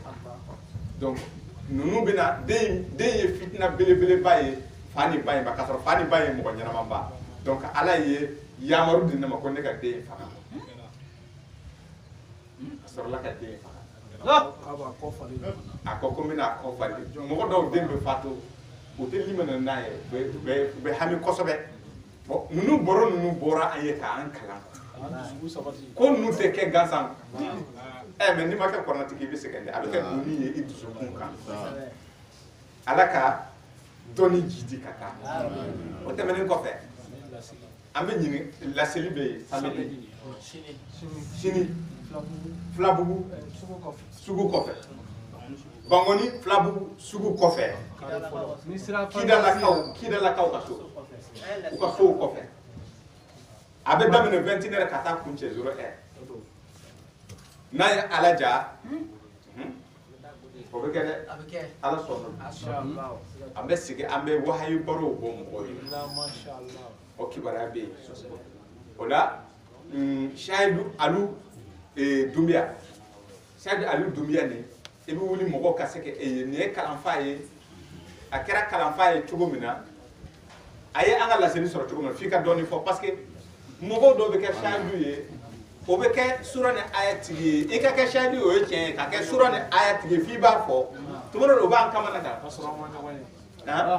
o tuma dɔ la o ko ninnu fana bɛ an kamana kan kamana kan ko don Sayidu Badara Aliyu Dunbiya a sigilen bɛ Faransi an ye istighfaru kɛ a bamuso ani an ka cɛkɔrɔba ani an ka alimamu de ye sisan Badara Aliyu i b'i yɛrɛ présenter mɔgɔw ka se k'i dɔn ani i ye kɔrɔna ni sira sɔrɔ cogo min na ka na kɛ bi fo i kɛra kɔrɔnatigi ye f'i bɛ sura ni aya fɔ nin vraiment i ka dɔn fɔ Sayidu ye a bɛ mɔgɔw kalan bisimila waaleykum salaam wa rahmatulahi Badara Aliyu Dunbiya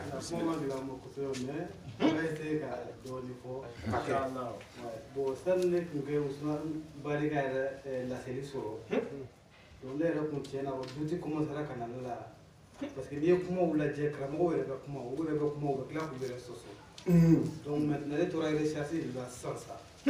donc n yɛrɛ ka danganiya kɔnɔna na n ko maintenant sisan kuma o kuma n'a ye kuranɛ sɔsɔ n b'a bila a kɔnɔ o y'a sɔrɔ ma baari dɔn ma baari dɔn n tɛ foyi dɔn donc maintenant sisan n tora don na n bɛ Facebook de kɔnɔ n bɛ yaala yaala la n taara ko Usman Barika son dɔ de kan a tɛ tɛmɛ quelques secondes kan n y'a ye dɔrɔn n ko voilà n ko ne tun bɛ nin yɛrɛ de ɲini na mais komi n y'a tɔgɔ n'a jamu ye n taara YouTube kɔnɔ ka taa ka so ɲini daminɛ n y'a ka numéro n'a ka fɛnw sɔrɔ ka fɛn de voilà kuma caman kun t'a la parce que ne tun bɛ nin de nɔfɛ ala y'a nɔgɔya n ye donc duti tɛ yen donc an bɛ dugawu de kɛ sisan yarabi ala k'an bɛɛ lajɛlen jidi nin kan yarabi ya Allah rabbana wa taqabbal du'a Dunbiya a diyara n ye kosɛbɛ kosɛbɛ mais i fana ye sura ni aya ni dusu cogo min na kɔni nin fana ye kabako ye ani ka baara in kɔnɔna na e sera ka nin aya ninnu mara i bolo cogo di tiɲɛ yɛrɛ la diɲɛlatigɛ fɛn bɛɛ ye ni mɔgɔ n'i ye fɛn o fɛn kanu i bɛ se k'a kɛ sinon ne yɛrɛ kɔni tiɲɛ yɛrɛ la Faransi ne sigilen bɛ Faransi ne bɛ baara 2 de kɛ mais a gɛlɛya n'a nɔgɔya bɛɛ tiɲɛ yɛrɛ la n cɛsirilen don parce que fɛn min don a ka di n yɛrɛ de ye a ka di n ye yɛrɛ yɛrɛ donc o dɔrɔn bɛ don sinon tiɲɛ yɛrɛ la an sigilen bɛ yɔrɔ min na a ka gɛlɛn mais diɲɛlatigɛ la ni mɔgɔ ye fɛn o fɛn kanu i tɛ dɛsɛ a la fɛn tɛ foyi tɛ kanu bɔ Alu nin diyara n ye kosɛbɛ kosɛbɛ ala ka an ka dɔnniw jidi ka taa aw ni cɛsiri fo yan fo aw sigiyɔrɔ la ala ka aw garisɛgɛ hɛrɛ la kɔrɔnɛ sura 73 b'o fɔ an ye aya laban a aya mugan a ko ne ala ye dugukolo tunga ne ala de y'a daga a ko tunga ye fɛn dagalen ye bon ninnu ye an ka tungarankew ye ka fara an ka docteur Sek Fandamadi Keta ninnu ani an ka Sayidu caman bɛ Faransi dɔw bɛ Espagne Adama Sisoko ninnu o bɛ Faransi bɛɛ kɛra Sayidu ye ka sɔrɔ an n'olu tɛ ɲɔgɔn dɔn a caman o bɛ an baro réseau ninnu kan ko y'an ka laseliw sɔrɔ o bɛ jamana kɔ kan yarabi ala k'u garisɛgɛ hɛrɛ caman na u ka segin ka na an sɔrɔ o y'a sɔrɔ an fana y'an sɛgɛn t'an na kosɛbɛ ala k'an garisɛgɛ awɔ an minnu ma yen sɔrɔ a b'o cogo la o la ni témoignage mɔgɔw bɛ yen walima ni ɲininkali bɛ yen an bɛ a tɔ kɛ ɲininkali ye ka taa n'a ye ala jara naam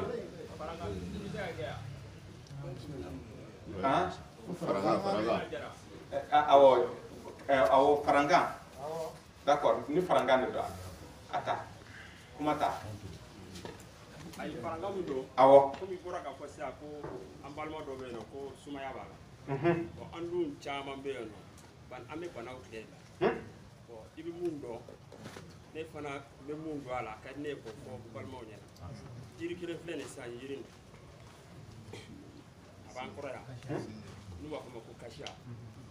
ka sumaya bo mo wala yoro ni kile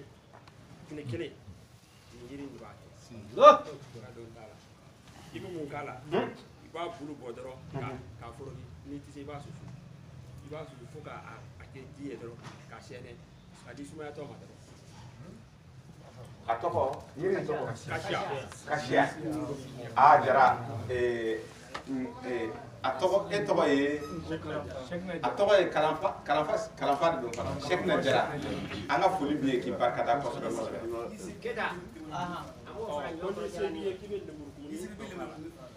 ko farafin fura ke sumaya boy ka boy la yoro ni kele le kele aba boy la inshallah jara ni kosɛbɛ kalanfa keta na tun bɛ ka kuma ɲini na Ana yiri ko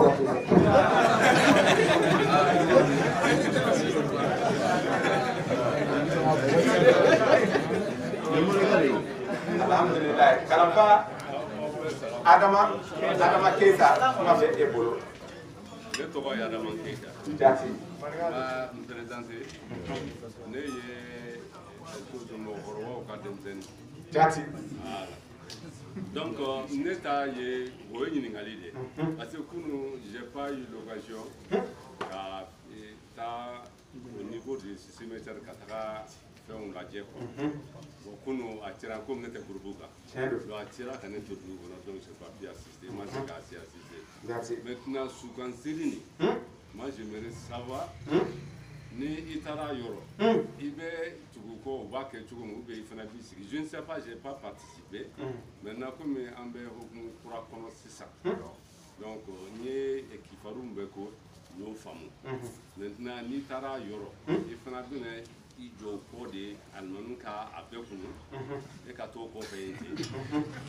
je ne sais pas donc n ka ɲininkali b'o yɔrɔ de pour k'o fara fara parce que kunu muso a ye ɲininka la dɛ bizarrement a ye ɲininka la bizarrement ko tɔrɔ ko sugantili ninnu k'u bɛ kɛ cogo di bon bi ne nin ko nana ba kɔnɔ donc n bɛ ɲininkali kɛ donc n ka ɲininkali b'o sanfɛ alhamdulillah rabbil alamin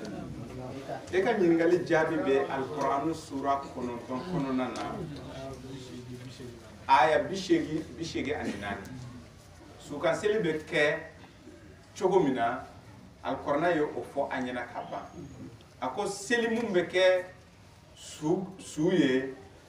ruku t'a la ruku tɛ sujudu tɛ sujudu jɔli ruku sujud Quran surah 22 verset 26 ni suratul hajj ka jɔ ka Ala wele ka taa ruku kɛ ka bɔ ruku la ka sujudu kɛ o bato ni o bɛ kɛ Ala kelen pewu de ye o fana ye seli ye mais a bɛ na ni seli qualité wɛrɛ ye mun tɛ nin ye quoi i n'a fɔ ni mɔgɔ ye fɛn kɛ i ye Kuranɛ sura 9 aya 107 ni mɔgɔ nana fɛn d'i ma ko e k'i da waga i ka Ala wele a tigilamɔgɔ ye k'e bɛ Ala deli mun kɛ a tigilamɔgɔ ko o ye seli de ye seli nin ye duwawu ye ko seli de don ko seli kɛ a ye c'est-à-dire que duwawu kɛ a ye i ka seli n'a kɛ basigi ye ka taa a tigilamɔgɔ kan duwawu bɛ wele seli yan fana Ala i bɛ kuma de bɔ i da ka ɲɛsin a tigilamɔgɔ tɔgɔ ye mun ye ɲumanya ni ɲɛsin i ma maintenant a bɛ na ni seli filanan ye sabanan suratu tawba kɔnɔna na a ko ni mɔgɔ fatura ko Muhamadu Lamini ni a kɛra kafiri ye tiɲɛnikɛla ye walima munafiki a bangera ka ban a ko k'i kana jɔ a ka kaburu kunna k'i kana jɔ aka kaburu kuna ka seli ali ti kana donc ni mogo de don limana joro da ala bato la de don o la ibe jo aka kaburu kun koron ko ma fo e klebin ko tei kiki jo aka kaburu kun korofo bi ka babu ko dugu wala e ka ala wele aye oruku ta la patita sujudu bi mais kibi jodi était sonsori était sigi fona kera daru ya bila kwa mogo mu ti seka jo wala ko ibe seka sigi Quran sura nani aya kemeni saba faiza kadaitum as-salata fa ebe seki dafana wo ni ke ka seli ni ke nga ni ibe normal la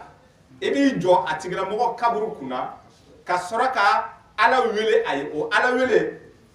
ko ni asorola munafiki don nunu du ko ala kira hal ni yake shen bi wulumla ka astaghfirullah ke ka ta tigla mogo kanuna hal ni yake shen bi wulumla ko ni ala te yafa okora bi seka do ke mogo do ye ka soro ita do aka munafiki ya walma aka kafiriya bangelen donc kono abena ni o mogo suwe hal ni yake shen bi wulumla nte donc ay hakke do dima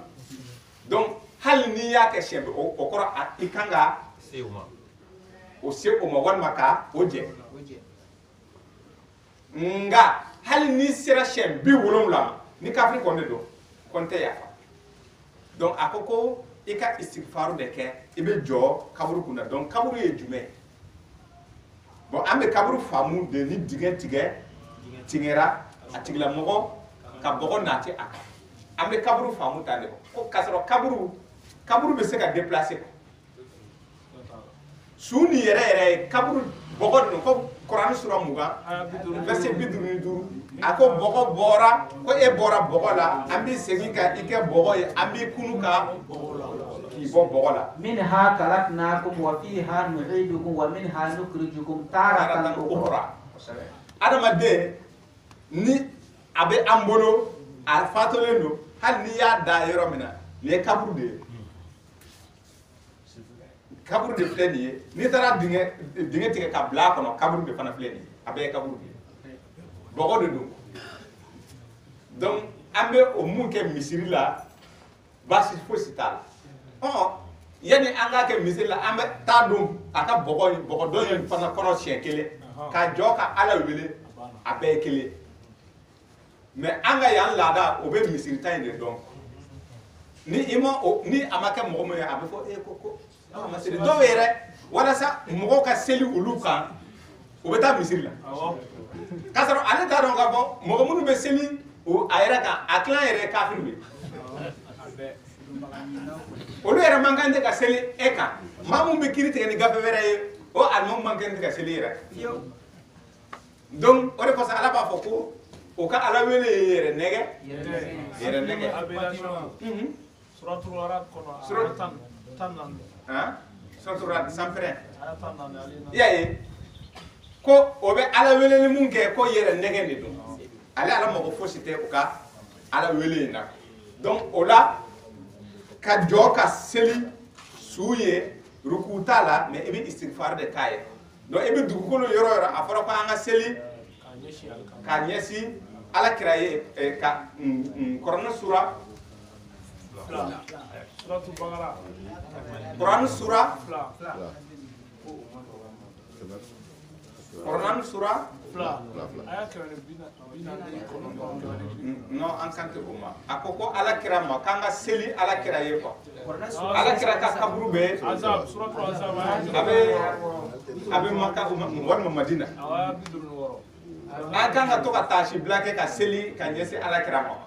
kadi ala kira togola salamun ala ibrahim salatu ala muhammadun ambo omunke wajibi te egata ay foye dugu abi yoro mina haliya eki jodron ko de do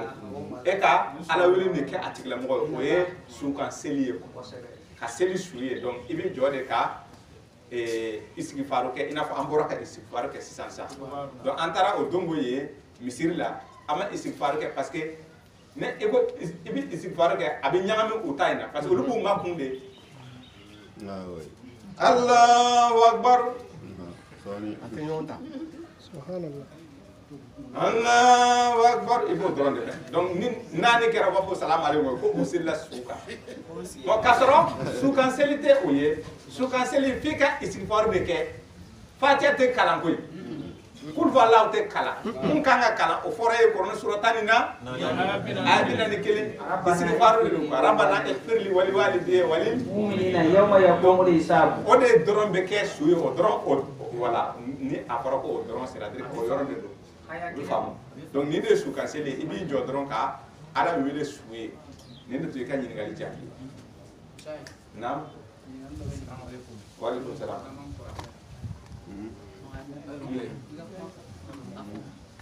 yala ko a bɛ bɛn n'i ka mɔgɔ sara ko yala a bɛ bɛn n'i ka mɔgɔ sara ka fɛn dɔ di dɛsɛbagatɔ dɔ ma pour que k'a ɲinɛ se i ka su ma ko yala ko bɛ bɛn ko yala ni e bɛ ɲumanya dɔ kɛ mɔgɔ dɔ ye ala ka ɲumanya dɔ kɛ mɔgɔ dɔ donc ka a ɲuman o ɲumanya se su ma ko yala ko bɛ bɛn wa alhamdulillahi rabbil alamin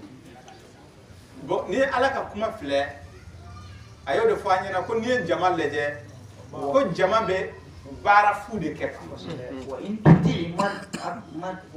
ayi Quran sura 18 verset 107 verset 107 surat 18 verset 103 104 105 a ko yala a b'a fɛ k'a dɔn wa mɔgɔ k'aw kunnafoni yala a bɛ fɛ ka kunnafoni sɔrɔ maa dɔw kibaruya tuma ko la maa minnu ka baara ye baara fu ye wa ale yɛrɛ de bɛ ka nin ɲininkali ko olu mɔgɔw tɛ mɔgɔ wɛrɛw ye dɛ mɔgɔ minnu bɛ baara ɲumanw kɛ u jigiyalen don ko baara in a kɛcogo ɲuman de ye nin ye k'a sɔrɔ o b'a la ka baara in kɛ cogo min na ne ala m'a ɲini u fɛ ten o cogoya la ten mais o cɛsirilen don baara ɲuman in kɛli la wa o yɛrɛ bolo fana baara de ka ɲi k'a sɔrɔ baara in b'a la ka kɛ fili kɔnɔna na ko ne ala y'u ka baara kɛ fu ye jama fanba b'o de kan su kibaruya fɔra i ɲɛna ka ban ala bɛ i baro suratu najim kɔnɔ sura 57 chapitre 53 verset 36 ka taa bila 41 na a ko yala fɛn mun sɛbɛnnen bɛ musa ka gafe kɔnɔna na yala i ma o kibaruya sɔrɔ wa n balimakɛ ko yala fɛn mun sɛbɛnnen bɛ nabi ibrahima ka gafe kɔnɔ ko yala i ma o kibaruya sɔrɔ wa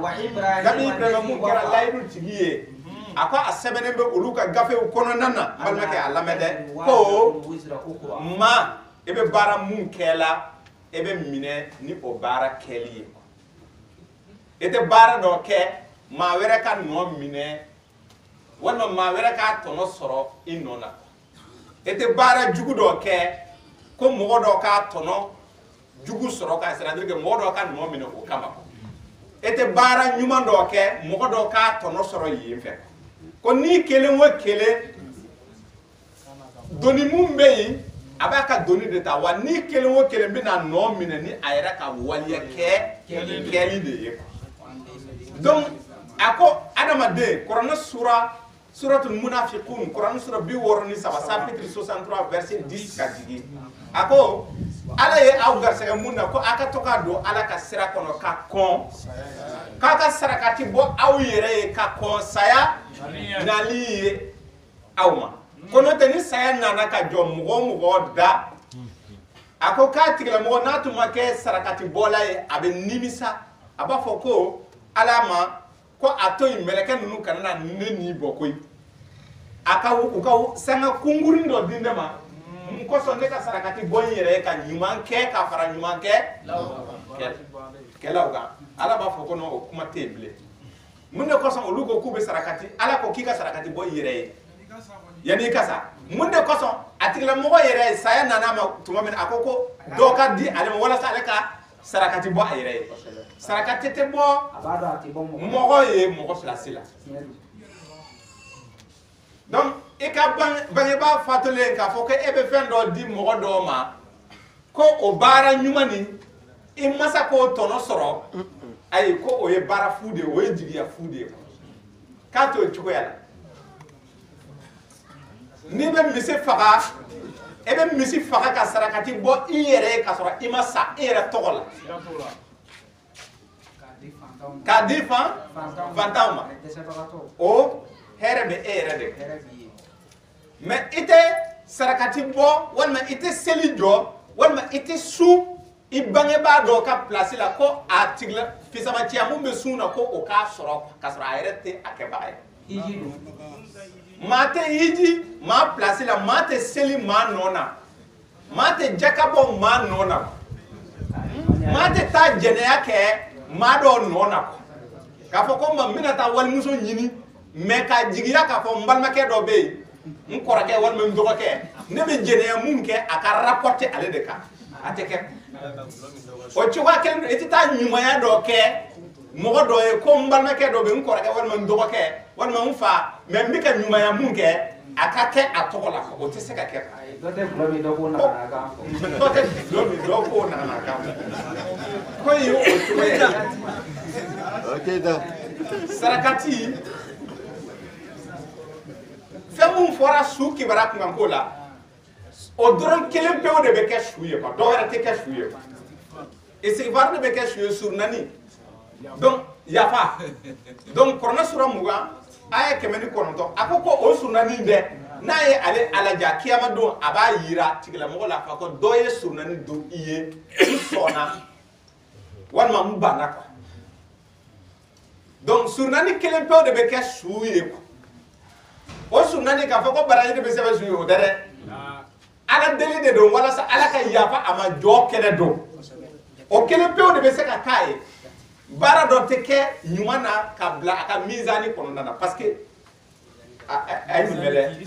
e bɛ ka ɲuman kɛ mɔgɔ dɔ ye walasa su k'a tɔnɔ sɔrɔ a kan ka sɛbɛn a ka gafe de kɔnɔna na k'a sɔrɔ adamaden salen a gafe bɛ kuru de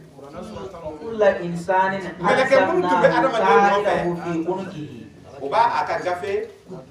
kuru ɔ mɛ sisan e taara ɲuman kɛ fantan dɔ ye walasa i bangebaga ka nɛɛma sɔrɔ a b'a sɔrɔ yɔrɔ jumɛn donc sisan e mun ye ɲuman kɛ i m'a kɛ i yɛrɛ tɔgɔ la i y'a kɛ dɔ in tɔgɔ la a tɛna o sɔrɔ a tɛna kɛ i fana tɔgɔ la donc baara kɛra baara الذين ضل سعيهم في الحياة الدنيا وهم يحسبون أنهم يحسنون صنعا أولئك الذين كفروا بآيات ولقائه Wondala nyingali be arola sigore dong me be garo me sumun ba pinyana sigora ko ali tes ki ite songa saraka ba ko betuli ko sumun ba ko kite songa saraka ba kite saraka ti ba Quran sura bisabanina nani aya muga ako shetani ye aramadenw ka baara masiri u ɲɛ kɔrɔ aramadenw na fanba o ka baara ɲɛsiri masirilen don o ɲɛ kɔrɔ e bɛ kibaruya mun sɔrɔ su kibaruya kunkanko la su tɛ se ka sigo bila i la su tɛ se ka sigo bila i la sigo bɛ na setani ka sira fana fɛ n'u wele ko kɔsuma kibaruya dɔ bɛ d'i ma mɔgɔ kibaruya kunkanko la i n'a fɔ mɔgɔ yɛrɛ mun ma sa yɛrɛ a bɛ se ka fɛn dɔ ɲini fɛ sigo la est-ce que o ye tiɲɛ ye tiɲɛ de don sigo la mɔgɔ mun ma sa a bɛ se ka na i bɛ se ka fɛn dɔ d'a ma walima a bɛ se ka fɛn dɔ d'i ma mɔgɔ mun ma sa sigo la i b'a ye sigo la sigo bɛ na i ma kibaruya dɔ bɛ na i ma i dɔnbaga nana fɛn dɔ d'i ma i bɛ wuli i bɛ taa sɔrɔ fɛn foyi tɛ yen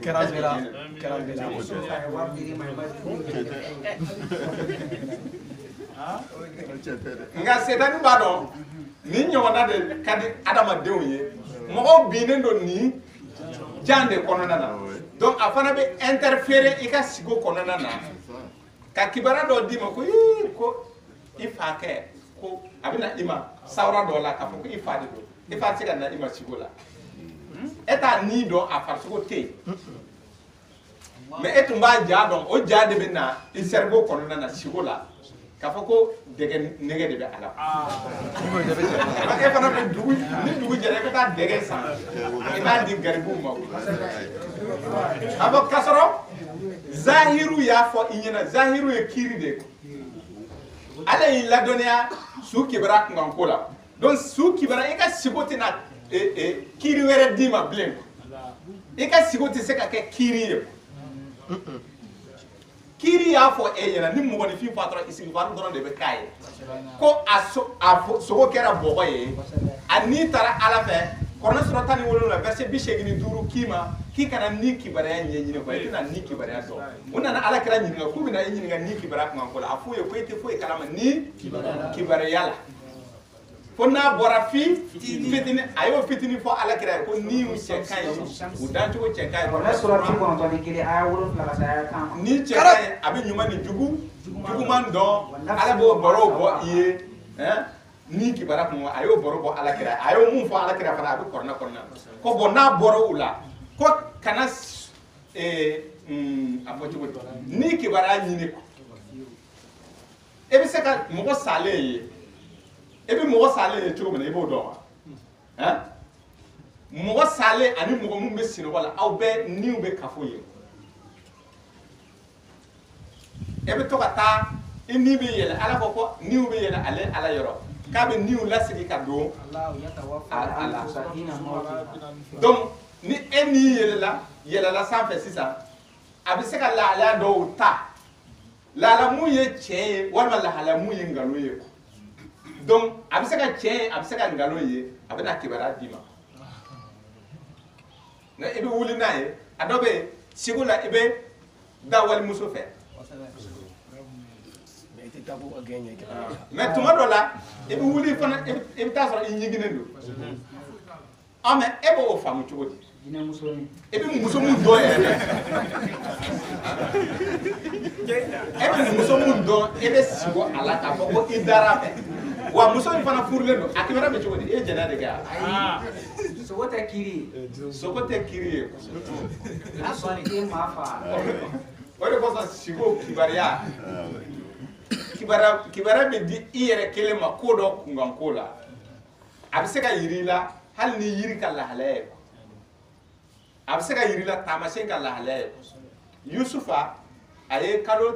tile lolo 11 ani kalo ani tile ye o bɛ ka jigin ka sujudu bi a ye est ce que kalo ani tile jiginna ha bari filɛ sa a jiginna wa ma jigin mais kɔrɔ jumɛn de bɛ se ka y'a la bon e tɛ se k'a kɔrɔ ɲɛfɔ f'i ka kɛ sigo dɔnbaga ye o de kosɔn an tɛ sigo kɔrɔ fɔ mɔgɔ ye parce que n'i ko k'i sigira an b'a fɔ ne tɛ sigo dɔn dɛ mɔgɔw ka sigo tɛ kelen mɔgɔ dɔw bɛ yen o bɛ sigo k'a ye k'a fɔ i sara o bɛ wuli o don bɛɛ i bɛ sa tigilamɔgɔ bɛ sa o ye mun ye a sara dɛ a bɛ sa mais mɔgɔ dɔw bɛ yen o bɛ sigo k'a ye i sara o ye si yɛrɛ de ye ninnu fila ka sigo ni e ko k'e b'o kɔrɔ fɔ sigo ye dɔɔni kɛrɛnkɛrɛnnen de ye a ko i m'a ye o de kosɔn a ko yusufa an ye yusufa kalan sigo dɔɔni na k'a tun bɛ a fa la wa daniyɛli fana tun ye sigo masa ye kira daniyɛli n'i taara tarata kɔnɔna na e cɛ in tun bɛ sigo dɔn dɛ donc i bɛ su ye su bɛ fɛn dɔ ɲini i fɛ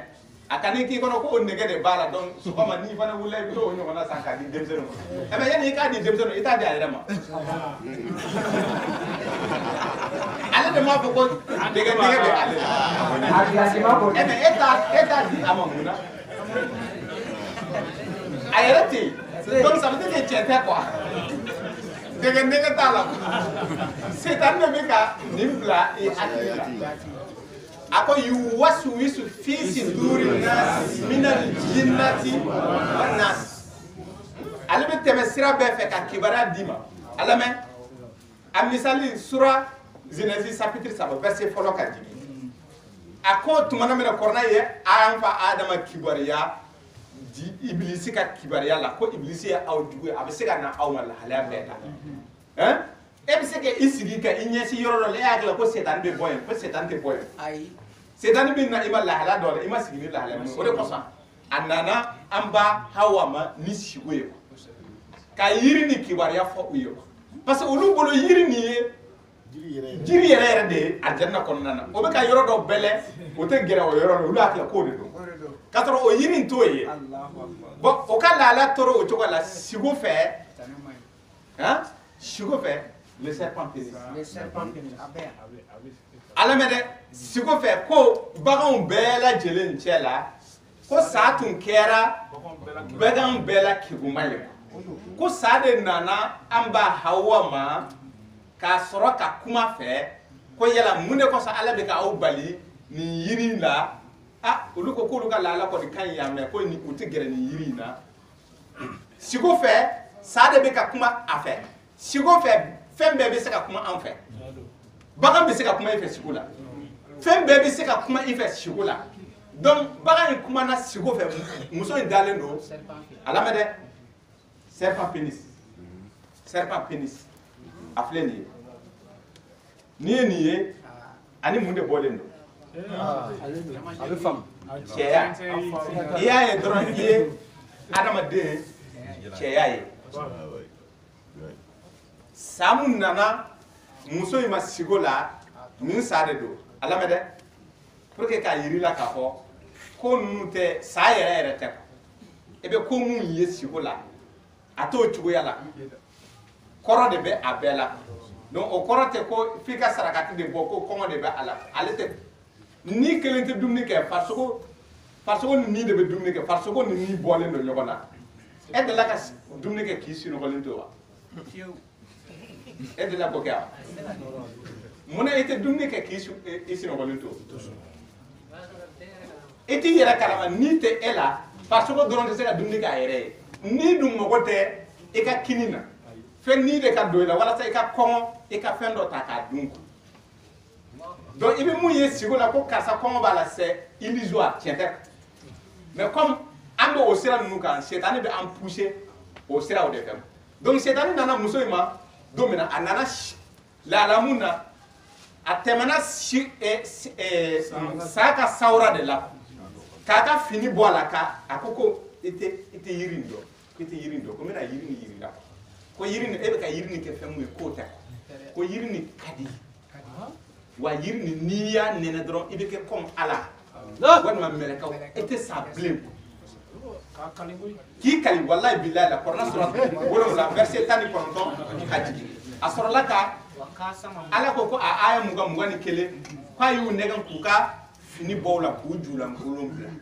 o julankolon nin fɛn jumɛn mais u ko Hawa de ye yiriden di Adama yala aw donna k'o mɛn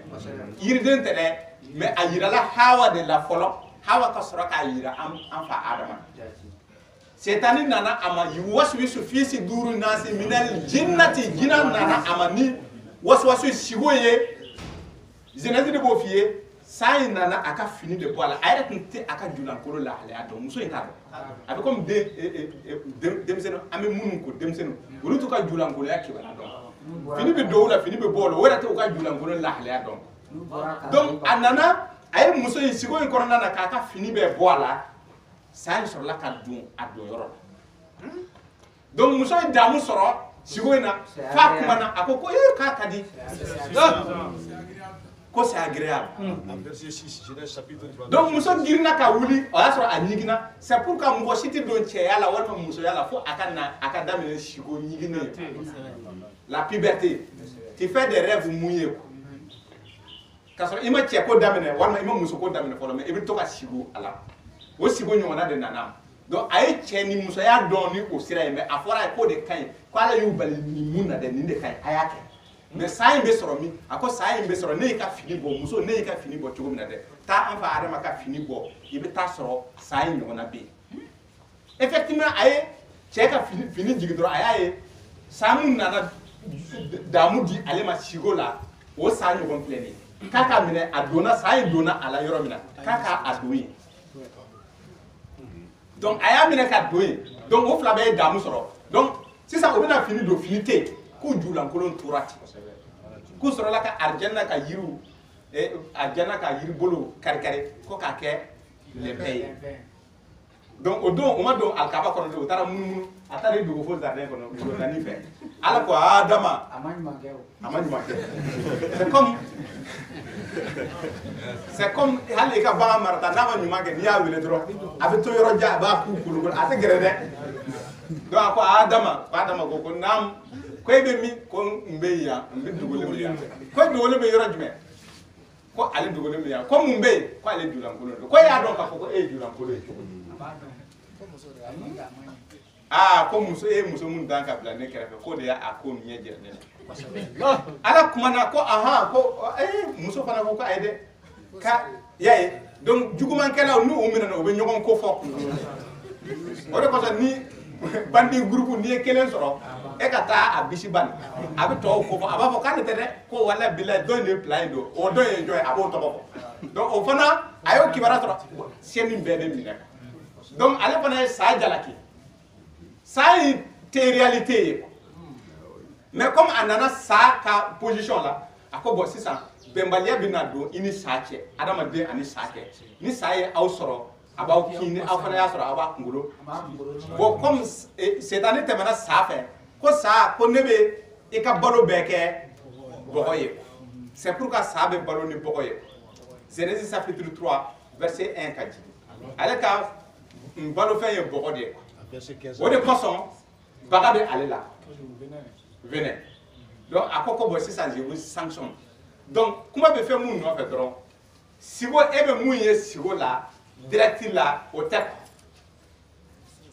tɛ kɔrɔw de b'a la bon ala dun ye mun fɔ sigo kɔrɔ tɛ se ka taa kɛ ko su kɔngɔtɔ de don o tɛ se ka kɛ quoi c'est impossible parce que o la a bɛ ala ka kiri yɛrɛ sɔsɔ ala dun bɛ mun fɔ o de ye tiɲɛ ye donc o ko nin tɛ tiɲɛ ye jama ka se ka hajj fɛ ɛri sera an ka kuma di an ka shayi waaleykum salaam wa rahmatulah. voilà bari komi an bɛ seli bange. awɔ. bon musolakaw fana ye ne ɲininka. i bɛ tɔgɔ fɔ walasa mɔgɔw ka i dɔn. n tɔgɔ Mohamed Sakɔ. Mohamed Sakɔ bisimila. komi an bɛ seli bange. Jati. bon musolakaw fana ye fɔ n ye ko n ka ɲininkali kɛ ko sekuru fana bɛ se ka bange wa. Jati. ou bien ko muso b'a la ou bien muso t'a la. alhamdulilayi rabbil alamin. nin question nin ka ɲi kosɛbɛ a sɛbɛnnen bɛ ala ka gafe na kɔrɔnɛ sura 17 a verset 110 a ko i ka seli kɔnɔ kana pɛrɛn n'a ye kana gundo i b'a bɛrɛ bɛɛ hakɛ seli mɔgɔ o mɔgɔ n'i bɛ seli a b'o cogo la ala sɔrɔla k'a fɔ ko kɔrɔnɛ sura 7 verset 31 de da a ko ya adamadenw a ma cɛ bɔ a ma muso bɔ a ko ya adamadenw ko n'aw bɛ seli yɔrɔ min na k'a ka sujudu bin yɔrɔw la k'aw k'a ka labɛnw ɲumanw kɛ a ka sujudu bin ni ala ɲɛkɔrɔ yadɔ hali sisan cɛ ma fɔ muso ma fɔ a fɔra adamadenw an fa adama bɔgɔmadenw aw minnu ye bɔgɔ ye anw de don ka an bɛɛ maintenant sisan a bɛ continuer a bɛ kiiri d'i ma fo ka na seli bangeli ani pɛrɛnni ani gundoli a ko k'a kana seli pɛrɛn k'a kana gundo aw da jukɔrɔ a b'a a bɛrɛbɛn hakɛ caman cɛ nin bɛɛ ye kiiri de mun bɛ ka di seli kibaruya kunkan ko la a ma muso bɔ a la a ma cɛ bɔ a la donc a bɛ cɛ concerné a bɛ muso concerné maintenant sisan taalen ɲɛ a bɛ kiiri dɔ d'i ma ko o bɔ ɲɔgɔn na a b'a fɔ ko musow minnu filɛ nin ye ko i b'a f'u ye u ka seli ni olu ta nin k'u ta in kɛ u ka sow kɔnɔ suratul azabi aya 37 a ko cɛw sisan aw cɛw aw ka fara ɲɔgɔn kan aw cɛ dama aw ka fara ɲɔgɔn kan ala ka so sura 24 verset 36 suratul nur chapitre 24 verset 36-37 a ko cɛw dama rijalu u ka kɛ ala ka so jɛn kɛra so mun kɔnɔ ale ala tɔgɔ ka fɔ ko cɛw dama ka taa ye musow don bon sisan musow ka to u ka sow kɔnɔna na k'u ka bateau kɛ u ka sow kɔnɔ mais o bateau kɛ yen o seli nin a kɛtɔla sisan o kelen de don kiiri kelen de don a tɛ pɛrɛn ni seli kalankan ye wa a t'a gundo fana a b'a bɛrɛbɛn wa a ka kalima kɛ a ka so kɔnɔ o de fɔra a ka so muso ka so kɔnɔ k'a ka seli a ka so kɔnɔna na o de kosɔn hadisatigi ninnu yɛrɛ y'a fɔ n'u ka kafiriya bɛ u bɛ kuma ni masiri mais n'i ka kɛbu i bɛ kuma ni faamu kan ko muso bɛ seli muso ka seli a ka so kɔnɔ ɲɛ na ko baraji ka bon ka tɛmɛ a yɛrɛ ka salon kɔnɔna na k'a ka salon kɔnɔna fana baraji ka bon ni dukɛnɛ ye ni dukɛnɛ i ye nin mɛn ko dukɛnɛ fana ka bon ni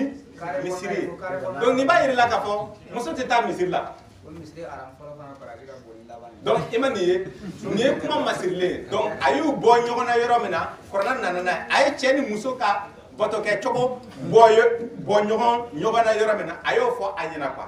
i n'a fɔ a b'a fɔ a ye ni banakɔ bɛ aw la ni banakɔ bɛ aw la k'aw kana gɛrɛ seli la fo a k'aw sanuya donc a bɛ sɔrɔ ka kuranɛ sura 4 bɛ aya 43 a bɛ sɔrɔ k'a fɔ ko banakɔ bɛ na musow la kuranɛ sura 2 bakaratu verset 222 banakɔ bɛ na musow la a y'o ko fɔ ni o bɛ wele ko règle donc a tɛ n'a cɛ la donc o kelen don n'a bɛ na muso la ale bɛ bato sonsori i y'a ye a ye danfara kan ka don yɔrɔ o yɔrɔ an ni olu cɛ bato la ala y'a fɔ kɔrɔfɔ bɛ ka ban i ka ɲininkali jaabi de nin ye wagati sera n'a ye ala ja parce que musow de jɔlen don u tɛ se ka bɔ misiri a tɛ se misiri bɛ bin a tɛ se misiri ninnu bɛ bin tiɲɛ don donc o ye masiri dɔw dilan ko bɔ muso ka taa misiri la ko baasi t'a la mais o ko ko a baraji ka bon u ka sokɔnɔ ɲɛ na ka tɛmɛ misiri kan mais n'o de don karamɔgɔkɛ y'a fɔ dɔrɔn ko a ye to so kɔnɔ a ka baraji ka bon yen a tɛmɛ n'a ye donc ala k'an dɛmɛ n'a ye ala ja an bɛ tɛmɛ ni ɲininkali wɛrɛ ye juma don an ye dɔɔnin fɔ ni wagati min tɔ tora an b'a kɛ ɲininkali n'a ye ala ja. Sagabani mina ya Rabbi la ilaha